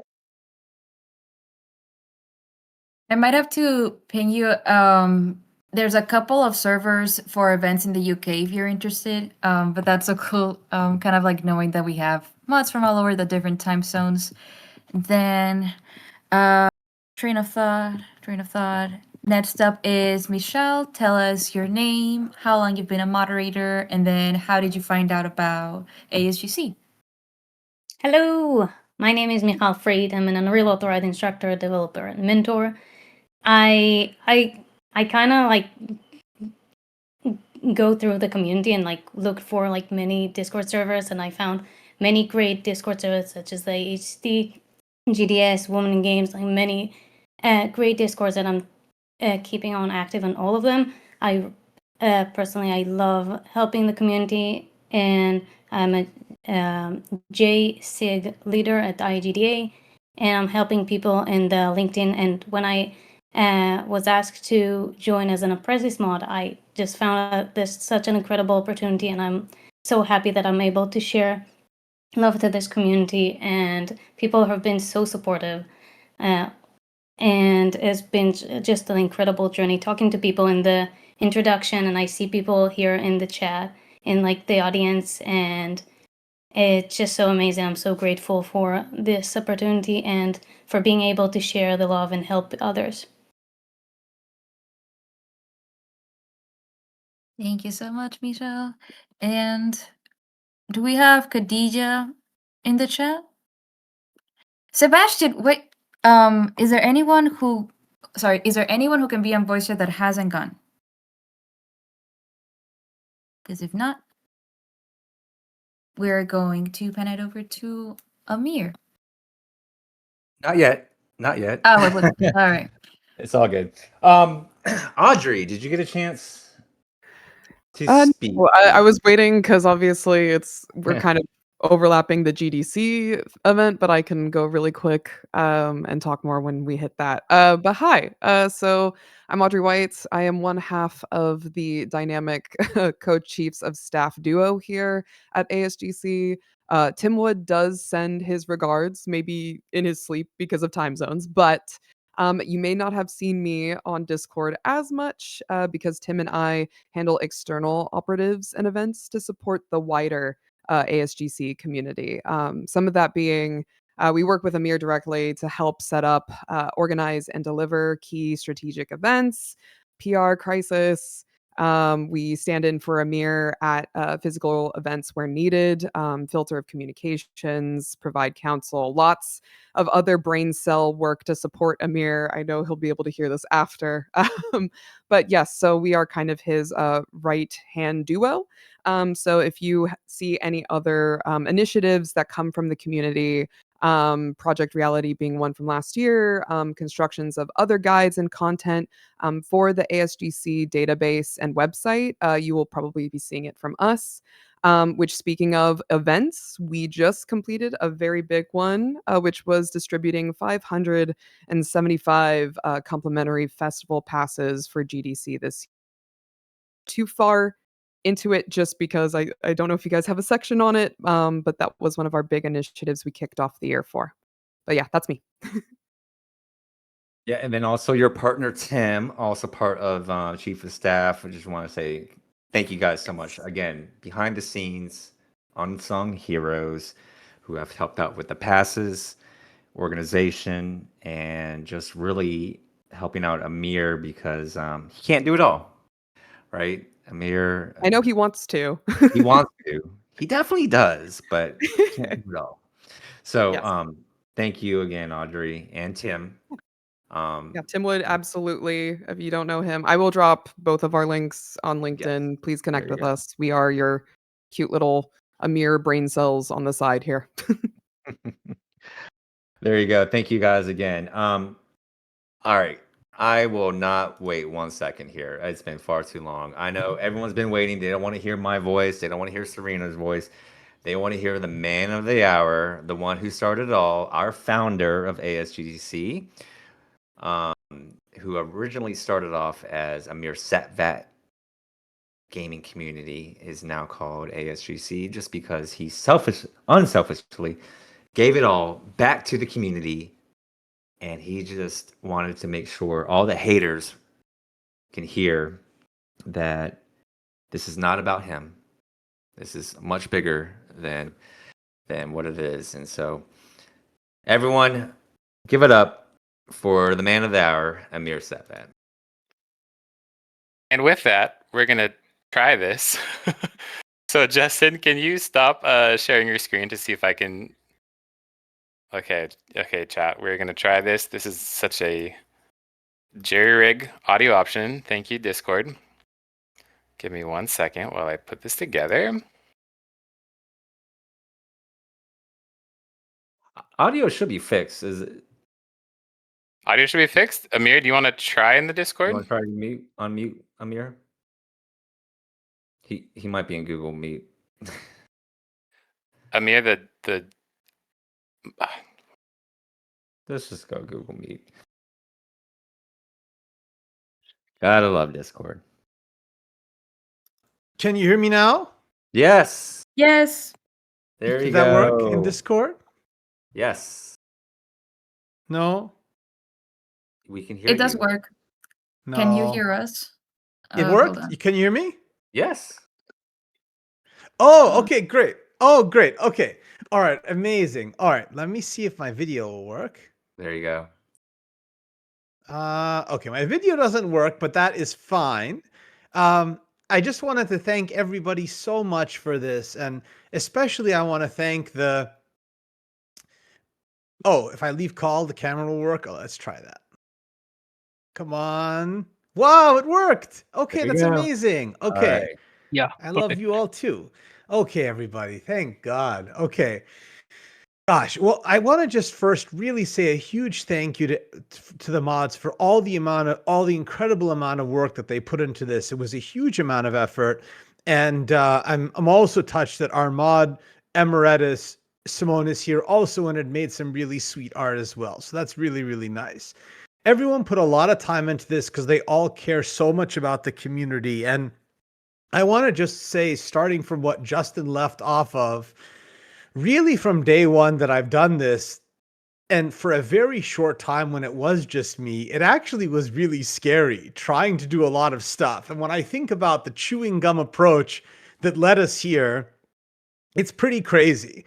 For those who have been with me the whole way, you already know, but just in case for those who don't, I hope you'll humor me telling a little bit of going back for story time. But it's like, the community literally started with a spreadsheet.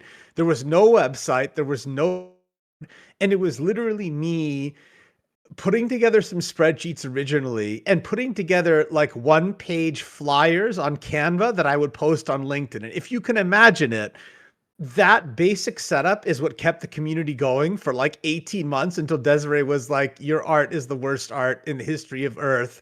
And like, we need to make a website. But alongside that, I really appreciate that Justin had the courage to tell me for so long, as he does with so many things, as now do so many of the other mods, that, don't be afraid. The Discord and having a community presence will be so important. And so we gravitated off of it.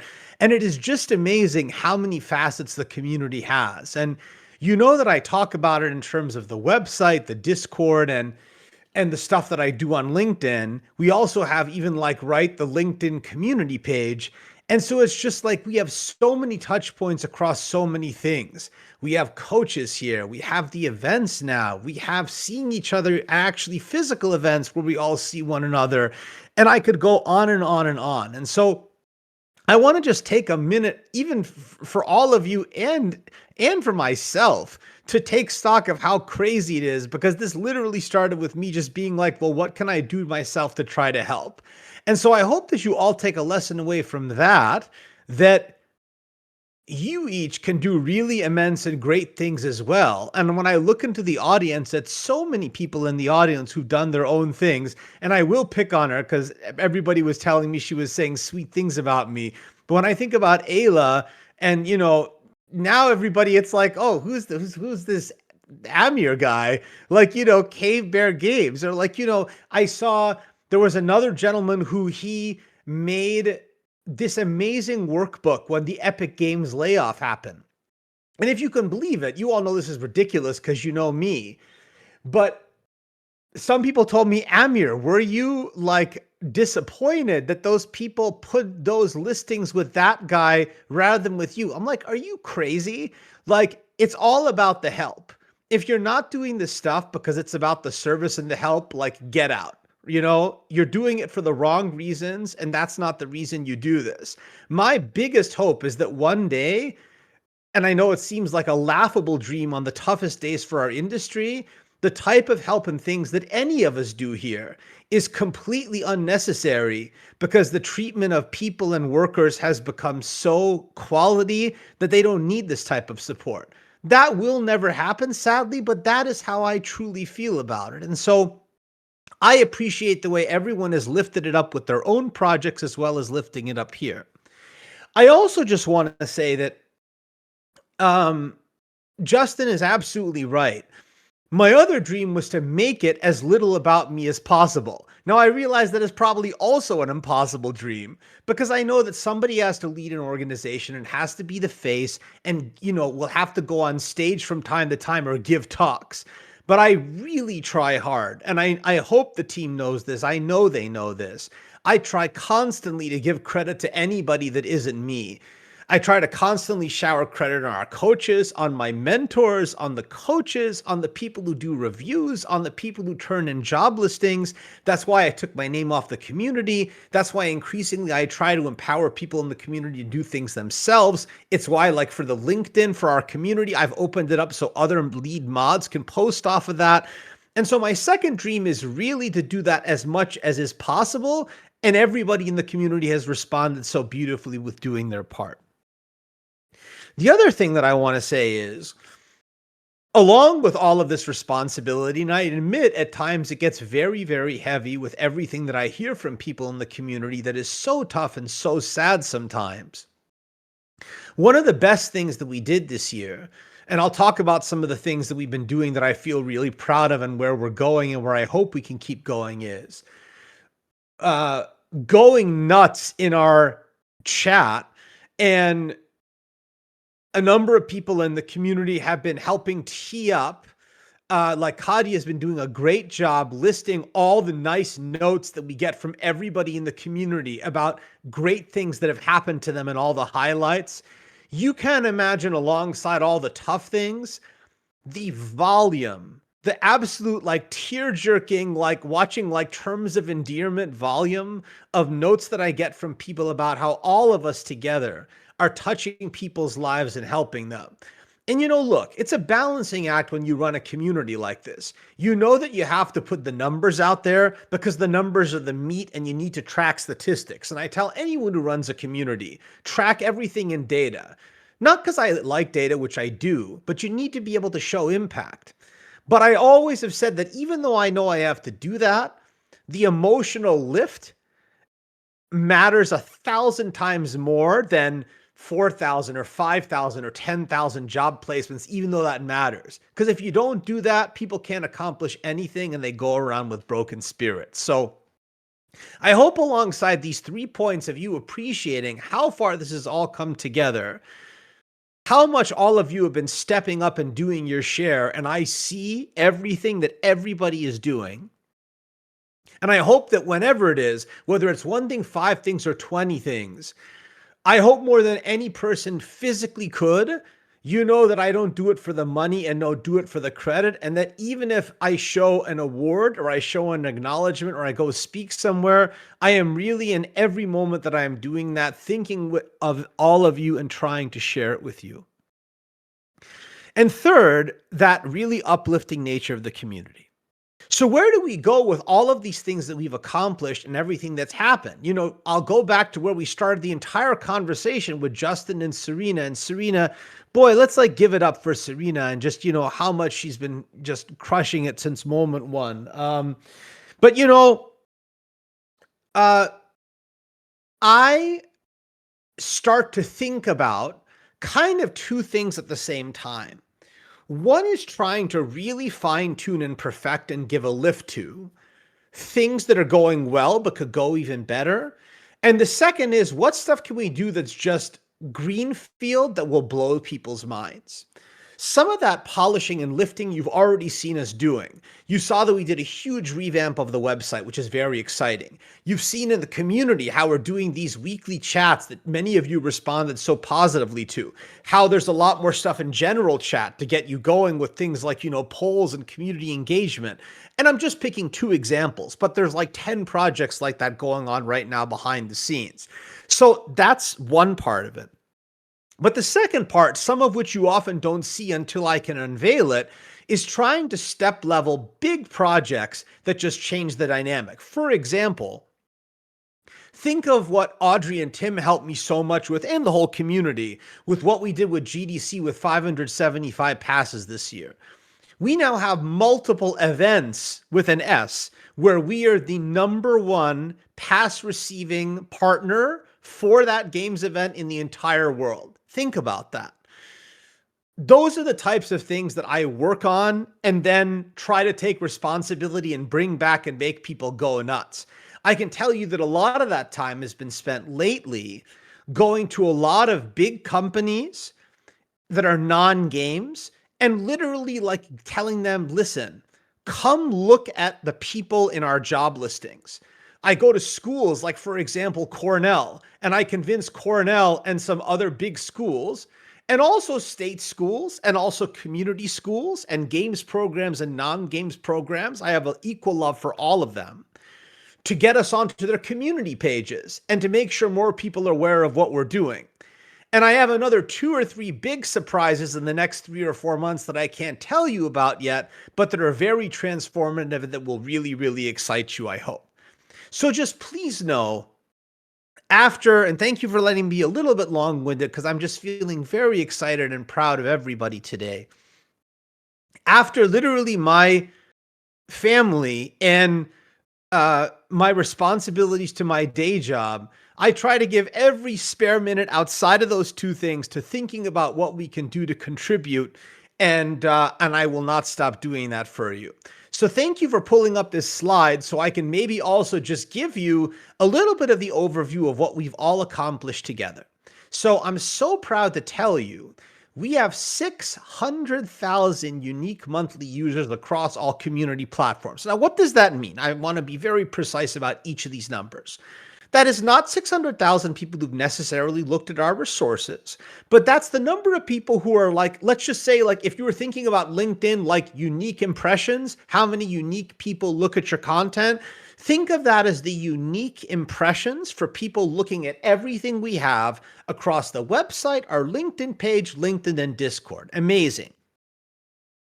Over our community's lifetime, we have had 6 million lifetime people who have looked at our content. And it's just crazy, right? We, over our lifetime, because we flush our various job seeker workbooks, if I count every person in the community who's either on a job seeker workbook, has been in a Games.org support post, or of which there's an incredibly large number, believe it or not, privately are looking for work or write me a DM but don't want to be in a public listing, we have showcased over 40,000 people in some format, public or private, who are looking for work. We have helped with over 4,800 job placements, and I remain confident that we can close 5,000, which will be a big anniversary by 4th of July.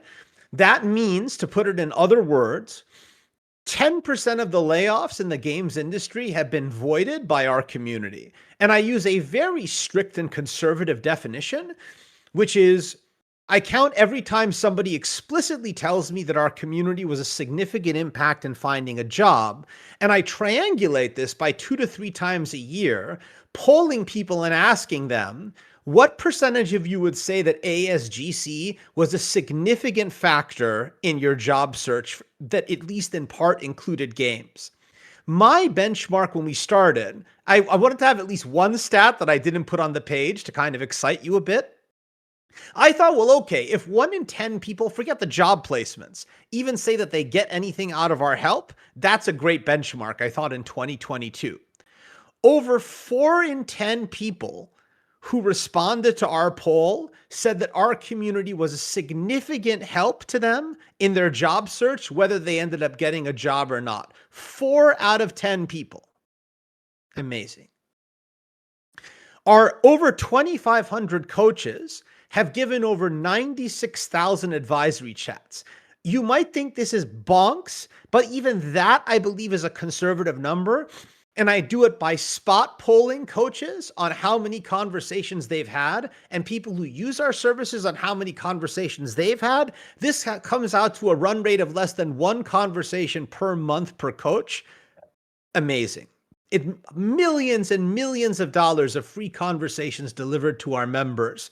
And I'm really proud that we went beyond just our mentors to really build out our presence on the Discord. And for that, I really want to call out Kira for doing such an amazing job, just really revitalizing our review system and giving me the kick in the pants to go get more reviewers and really tighten up everything that we're doing there. So that's been fantastic. And then finally, as I mentioned, in just a year, we have a little bit over a year, we have given away nearly 4,100 passes across 55 events. And in addition to that, we have given away nearing on 1,000 free LinkedIn premium trials to people across the community. So I could go on and on and on, and but I really believe it goes beyond the numbers. But just to say that really when you take a step back and you try to take stock of these numbers, they're at the level where they're just crazy, honestly. And still, amazingly, what stays with me at the end of the day, if I'm being honest with you, regret that we still can't do even more to help, which is why I try to challenge the people with capital and more senior people, because we can do it, but we need their allyship. As I mentioned, I'm so delighted that we have so many of these examples of all the quotes and experiences of people getting work. Sometimes they directly call out our community. Sometimes in our Discord, they just say something really, really great happened to them. And maybe it was entirely because of us. Maybe it wasn't. I always try to remind people that no matter how much they attribute to our community, I give the 100% of the credit to the candidates, because as one famous football coach once said, right? Coaches coach, players play, candidates do all the work and they get 100% of the credit. But I am proud that we are number one in terms of allyship. So please check out our Uplift channel. I think now everybody understands why we do this. It's important to celebrate things as much as we just wallow in shit all the time. You really need both or you go crazy. There's nothing toxically positive about celebrating awesome people achieving awesome things. Let's go to the next one, please. Yeah, and so in terms of the future vision, I've already shared a bit with you about the plan, but I wanted to leave one more thing, which is, and this is the God's honest truth. Every single thing that our community has done, everything, even the first resource, which is the Games Jobs Workbook, came as a suggestion from someone else. The Games Job Workbook was the suggestion of a friend I had at Amazon who had lost their job. The Discord was initially a suggestion from Justin.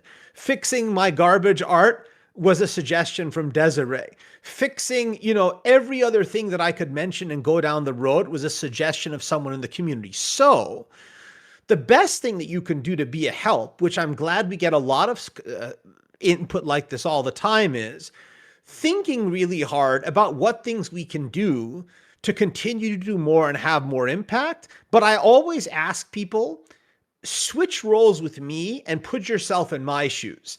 Be really mindful of what we already have, right? Make sure you thoroughly look through what the community already offers to ask yourself if the next thing that we do would be an incremental ad. Ask yourself, is this something that's like a one-time thing, or is it a scalable, repeatable resource that reasonably we can do over and over again? Because in my mind, if we do anything, it always has to be for everybody, and we have to be able to do it for 5 years. That's literally how I try to think about it. So put on that thinking hat and be part of us and tell us what you want to see, because if you want to see it and it's not too crazy and it turns out that a lot of other people want to see it too, we'll get it done. This entire latest phase, where, and this is the last anecdote I'll mention, I promise, you might know that this last week, in case you didn't see it, again encouraged by our community and by my wonderful partner Jess, I decided to be a little bit brave and do something that felt very scary, because the costs to achieve what I knew we would have to do, particularly on the website, I knew that I could do it, but it was going to be expensive. And so I decided to go to the community and ask them if they would help us finance that work. I estimated $6,500 pre-tax per year. I thought we could raise the money in maybe a month. In a month. In 24 hours, we got money pledged for everything we needed for all of 2026, all of 2027, and we got pledges for 2028. And I had 5 more people who said to me, don't put me on the site, but if you need the money, I'm coming in for 2028 as well. Because of that, to give you 1 or 2 concrete examples, I have been able to completely automate the Games Jobs workbook with some tune-ups. I was able to take all the GamesWorks support posts and make them searchable. And I have a whole bunch of other ideas that are just going to make the entire experience that you have as someone in our community much more pleasant. So guys and gals and folks of all inclinations and mindsets, I love you very much. I know I talk too much, but I love all of you, and that's what gets me so excited. So I can't imagine where we're going to go, but I'm so proud of this community that we all do together. And thank you for humoring me and let me go yak, yak, yak, yak, yak. Give it up for Amir, everyone. And again, guys, that was just heartwarming. Amir, you and I go way back. It's wonderful to see how this community has grown. And you're muted. You're muted, Amir. Anyways, guys, if you guys have any chat, and now everybody, thank you very, very much. I guess we're on open stage then. So does anybody? Thank you for coming on at 2 a.m. Does anybody have any questions or anything that they want to ask? Anything at all, or does anything that they want to say? Please bear with us. Can you hear us, Amir? No Can need you to be hear us? shy. No, I don't think so.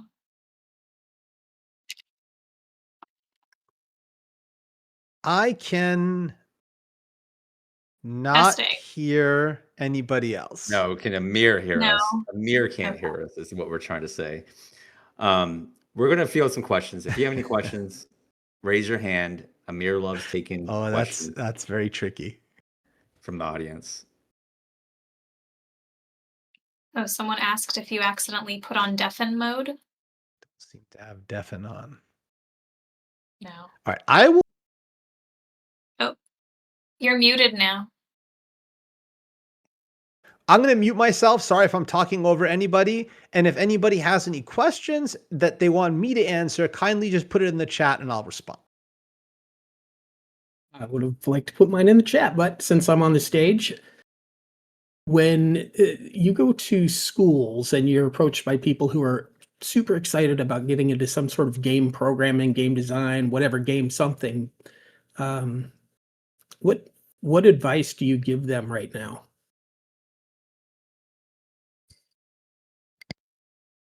For game design? Well, any sort of game-related educational program. Okay. Like So are you in an educational program now? Oh no, I'm well into my career right now, but it's just something that I think about because I myself.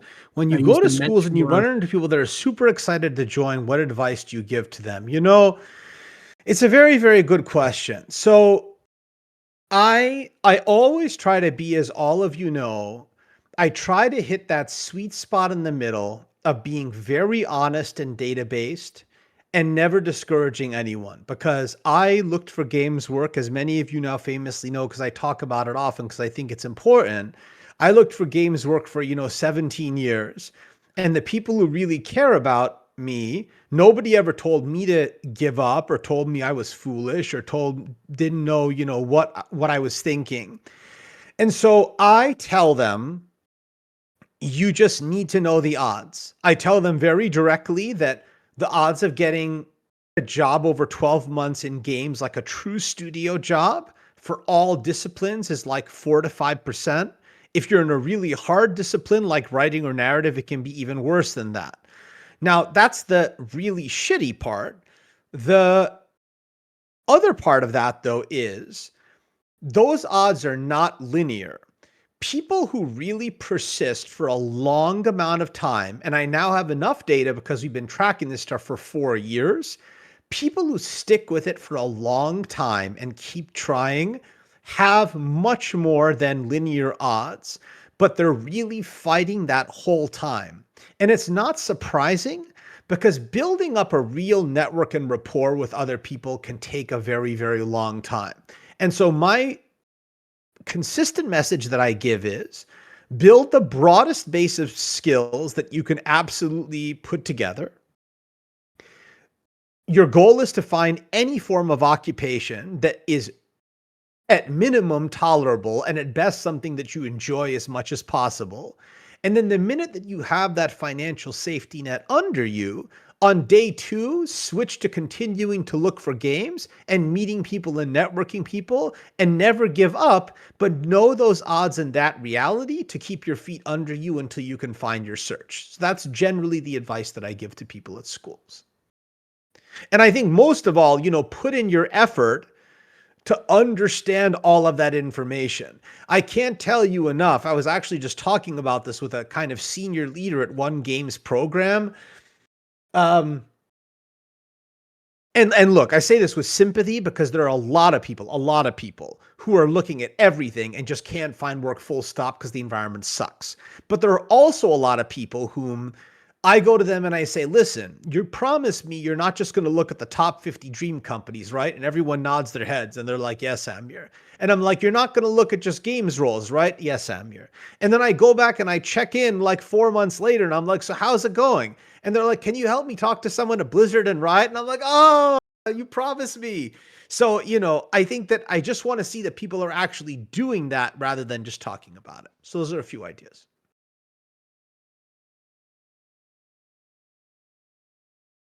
Hey, next Amir, can you question, hear us? please. Very, very good and important question. Did I see another one that I missed? I'm sorry.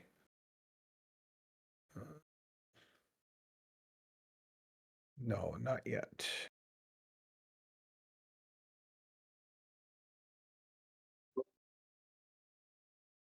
Yes, please do post your questions in the chat since we're having audio issues. And thank you, everyone, for being really, really patient because, like we said, the team worked so hard on this and it is for the community. So even though I really, really do wish I could have heard everything, it's not a big deal as long as most of you could. When applying for, thank you, Josue. When applying for companies outside of games, including companies that have little to no involvement in gaming, can the experience learned from said company also be used to look for the position you want? Absolutely. So I'll give you an example. I often talk about, I'm really going to enjoy the question after that too. So I like to always talk about jobs as how many side steps you have to take to get the opportunity that you want. So the example I give everybody is my breakthrough into games came when I was, 39. And it happened because I had been working 15 years at the time, 15 years in business development and strategy and related fields, but not in games. I'd worked in investment banking, I'd worked in tech BD and strategy, I'd worked in healthcare BD and strategy. And so when I applied for my breakthrough role, which was BD and strategy, or BD leader at the time for Prime Gaming, I met every qualification they had on the job requirement, except not with the adjective games around it. So, 10 to 15 years in BD, got it. X number of deals closed, got it. Yada, yada, yada, but just not with games. So I only had to take one side step because at that point, all I had to convince the recruiter and hiring manager is that I could do everything, but I also had the chops and knowledge in games. Once I knew that I had them on the baseline stuff, I went kind of nuts. I put together a list of every single game I had ever played, which at the time, even then, was like 1,900, 2,000 games. I itemized it in alphabetical order and printed out for them, which I know is a little bit eccentric. And I made them my own games resume aside from the actual resume to send to them for my games package to show them what I had done. So I think that this is why, in terms of functional fit, I often think about, forget for a second that you're even working in games. What is it that you actually can do? If you're someone who's wants to be in production, maybe the fact of the matter is that you're good at project management. If you're someone who, is in business intelligence or is in finance or whatever, all these things become clear as far as what the overlap is. Now, I know for some fields like game design, which I talk about with a lot of colleagues in game design and friends, it can be a lot harder to know what that natural overlap might be. That's why our community has done all kinds of things like Project Reality with Tyler Cushing and Tim and Audrey and others to talk about non-games roles for those in gaming. And even recently, I made a one-pager inspired by the Hitmarker one-pagers that listed non-games jobs by discipline. The reason I do all of this is exactly the question you're asking, which is, if you build up those generalized skill sets, what are the 1 level and 2 level pivots? And I think about the 1 level and 2 level pivots all the time, because if I lost my games role, what are the things could I do in the meantime until I found another games role? Which actually happened to me, because even after making my breakthrough, for a short time, Amazon had a reorg and I had to go back to AWS, and then I went back to Tencent. So really good question, and that's my general advice. Always think 1 pivot, 2 pivots, and what skills are you building? Right. Silly little question. What's the story behind the mascot? This is a great story. So in 2022, I absolutely fell in love with Dave the Diver. I considered it one of my 50 favorite games that I had ever played. And one of those really special organic things that sometimes just happens in the industry, and because, as you all know, I'm pretty eccentric when I love something like Nintendo, I just started posting about it and posting about it and posting about it and posting about it. And before you knew it, I had posted on the game like 20 times, to the point where the dev team and Jeho himself, who's the head of the studio, told me that they sincerely believe that it had been a material help to them, both in their spirits and kind of spreading the word around the game. And so he told me that when he saw me at DICE the next year in 2023, he wanted to definitely meet me in person for something very special. And he brought me a little sushi box of Dave the Diver merch that they literally was not a saleable product. They made one just for every member of the dev team, and they made one extra one for me. And then at subsequent events like at GDC, they had a special hoodie that they just made for the dev team, and they made an extra one for me. And every event that we go to, somebody on the team comes with something incredibly sweet. And it's just this circle now where it's almost like a little bit of like a parody or like a buddy comedy where like I sincerely just gush about them and they show the love back. So the more interesting part of the story is when the Game Awards happen, our site had been branded because of all of Desiree's hard work, and she gets all the credit because all of the artwork and everything is her amazing magical work. I was like, I can't have Nintendo branding on our community and go in front of an audience of like millions of people. If like they see this, I'm sure they're not going to like it. And I was like, we have to think better of this and get in front of it. And so me being me and being so nervous about so many other things, I didn't even think this through until a few days before the show. So I go to Desiree, God bless her, and I'm like, Desiree, we really need to rebrand everything before TGA. And she's like, are you crazy? It's like 48 hours from now. And I was like, I don't even know what theme we're going to do. Like, who can I actually go to who's going to tell me indefinitely, I'll give you the IP rights to do anything you want with our IP for no money? Nobody lets you do that, ever. So I go to Jeho, and I'm like, I need kind of a really, really big favor. Can I use Dave the Diver IP forever for no money? Oh my God. And he was like, yes, as long as you're not directly copying the art and it's like Desiree's take on it, you could run with it. So we made the website after that. And then we even went further, where a little while ago, as many of you know, we wanted to do a fundraiser for Gold Star Gamers, and we made an Amir the Diver plush, again with Jeho's okay, that entirely went to charity. So for anyone that doesn't know the whole end-to-end story, it's really, really wonderful, and it's like, it's a big thing. And now with like the DLC coming, we're going to probably do a whole redo with a jungle theme. And then even, what was the other thing I was going to say? Oh, yeah. And then when they had the anniversary video for, I think it was 2 years of Dave the Diver, I was very touched that they asked like 5 people to like say something about the studio and the game in the montage they put on their official site. And I'm touched that they asked me to be one of those people, again, on behalf of ASGC. So that's the whole story. Let me see if I missed any questions. Oh, thank you so much, David. David, you're such a sweetheart. David is in the business of making me feel like $1 million. Like, David is what would happen if my self-esteem jumped out of my body and instead was like a super sweet, nice person who like is amazing and makes me feel like $1 million all the time. Oh, thank you so much, Atanas, for saying that. It's really my pleasure. And, you know, I take, as with every compliment, your compliments on behalf of the entire team, because I can really tell you everyone cares about all of you so much. Any other questions, gang? These are really, really fun and great questions, really. For those of you who can hear us, don't be shy. Now's the time. Oh, thank you, David. Oh, no, you're too kind, man. You're so nice. Honestly. You all are so kind to me, and I really, really appreciate it. I mean, it is all about the community, but in this case, if you'll indulge me, I will say that personally, I really, really appreciate it.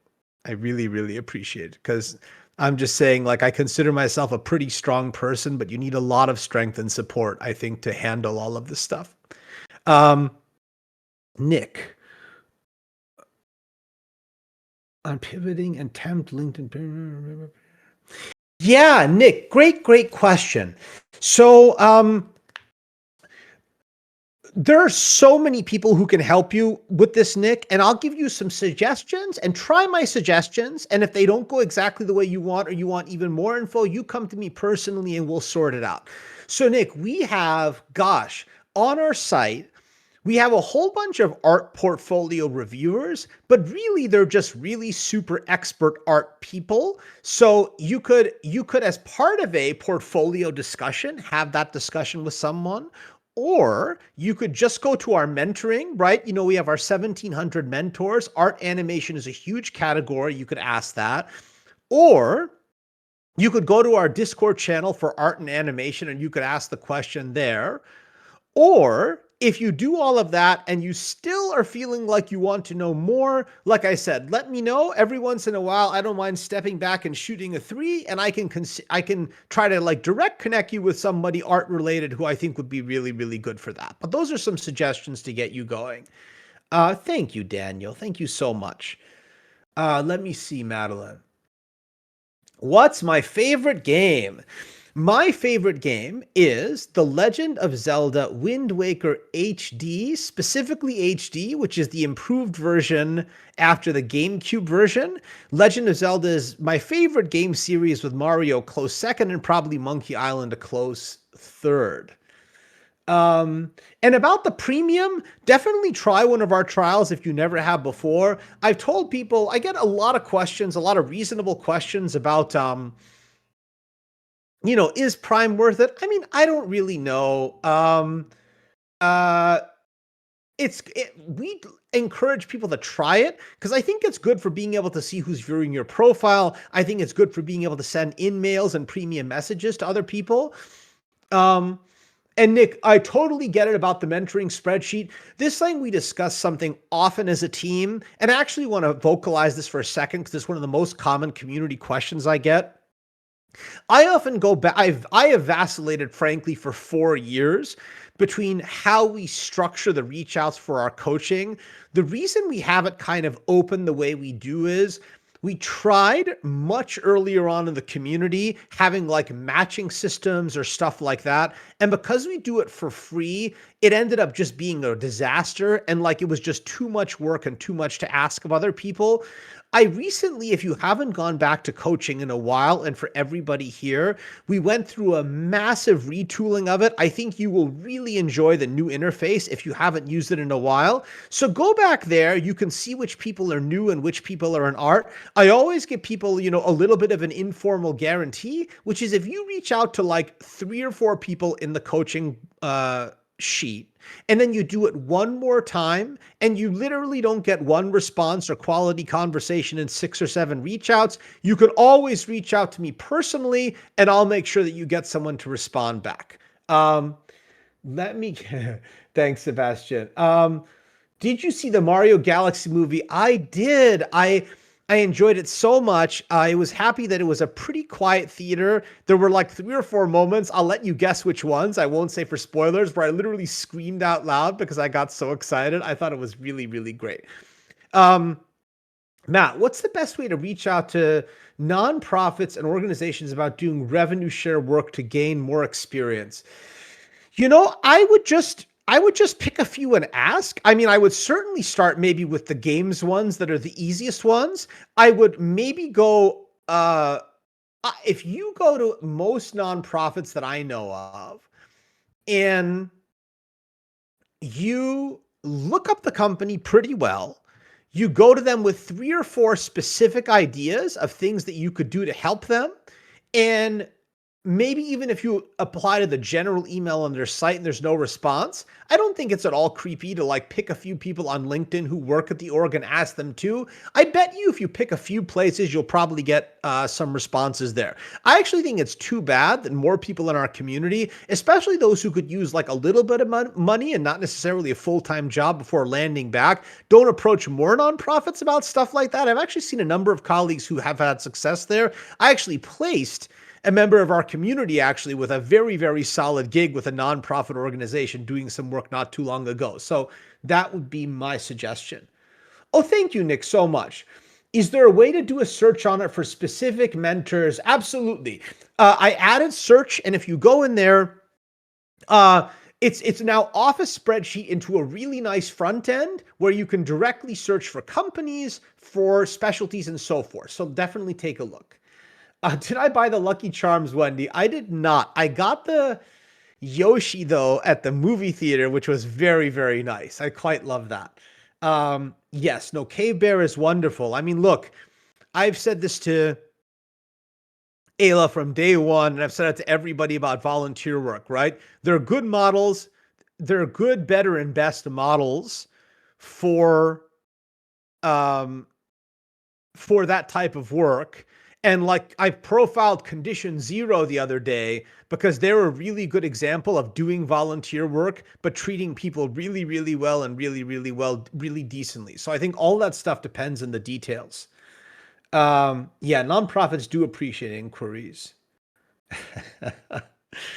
All right, everybody. If there's like 1 or 2 more, I'm happy to take them. But otherwise, you know, this has been such a wonderful day. I'm again so sorry that I couldn't hear all the nice content, but I, you know, read it and got to see all the discussions as was being put together and was truly moved by the level and caring and the great job everybody did. If anyone has 1 or 2 more quick questions, please go right ahead, and then otherwise we'll wrap up. Oh, that'd be great, Mila. Thank you so much.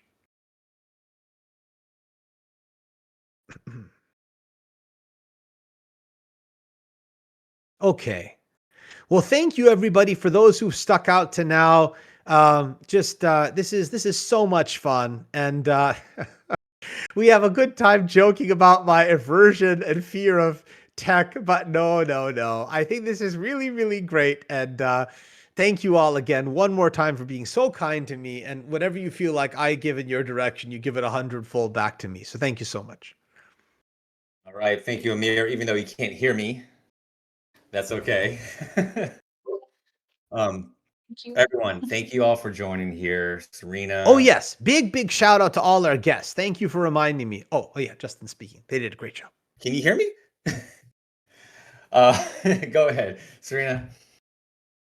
Oh, I was just going to agree and say thank you all so much for being here and bearing with us through all the tech issues. We sincerely appreciate that you all stuck it out with us and that you were here to celebrate, such a big accomplishment with us. And it's meant a lot to be a part of it.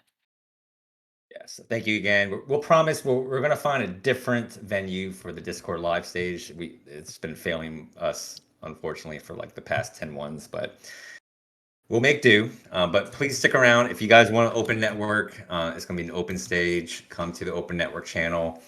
Everyone should join. But thank you again. We'll send out the recording when we can as well. And thank you to our partners, guests, moderators, and of course the community members. You guys make this a wonderful community, and hope to see you around many more years to come.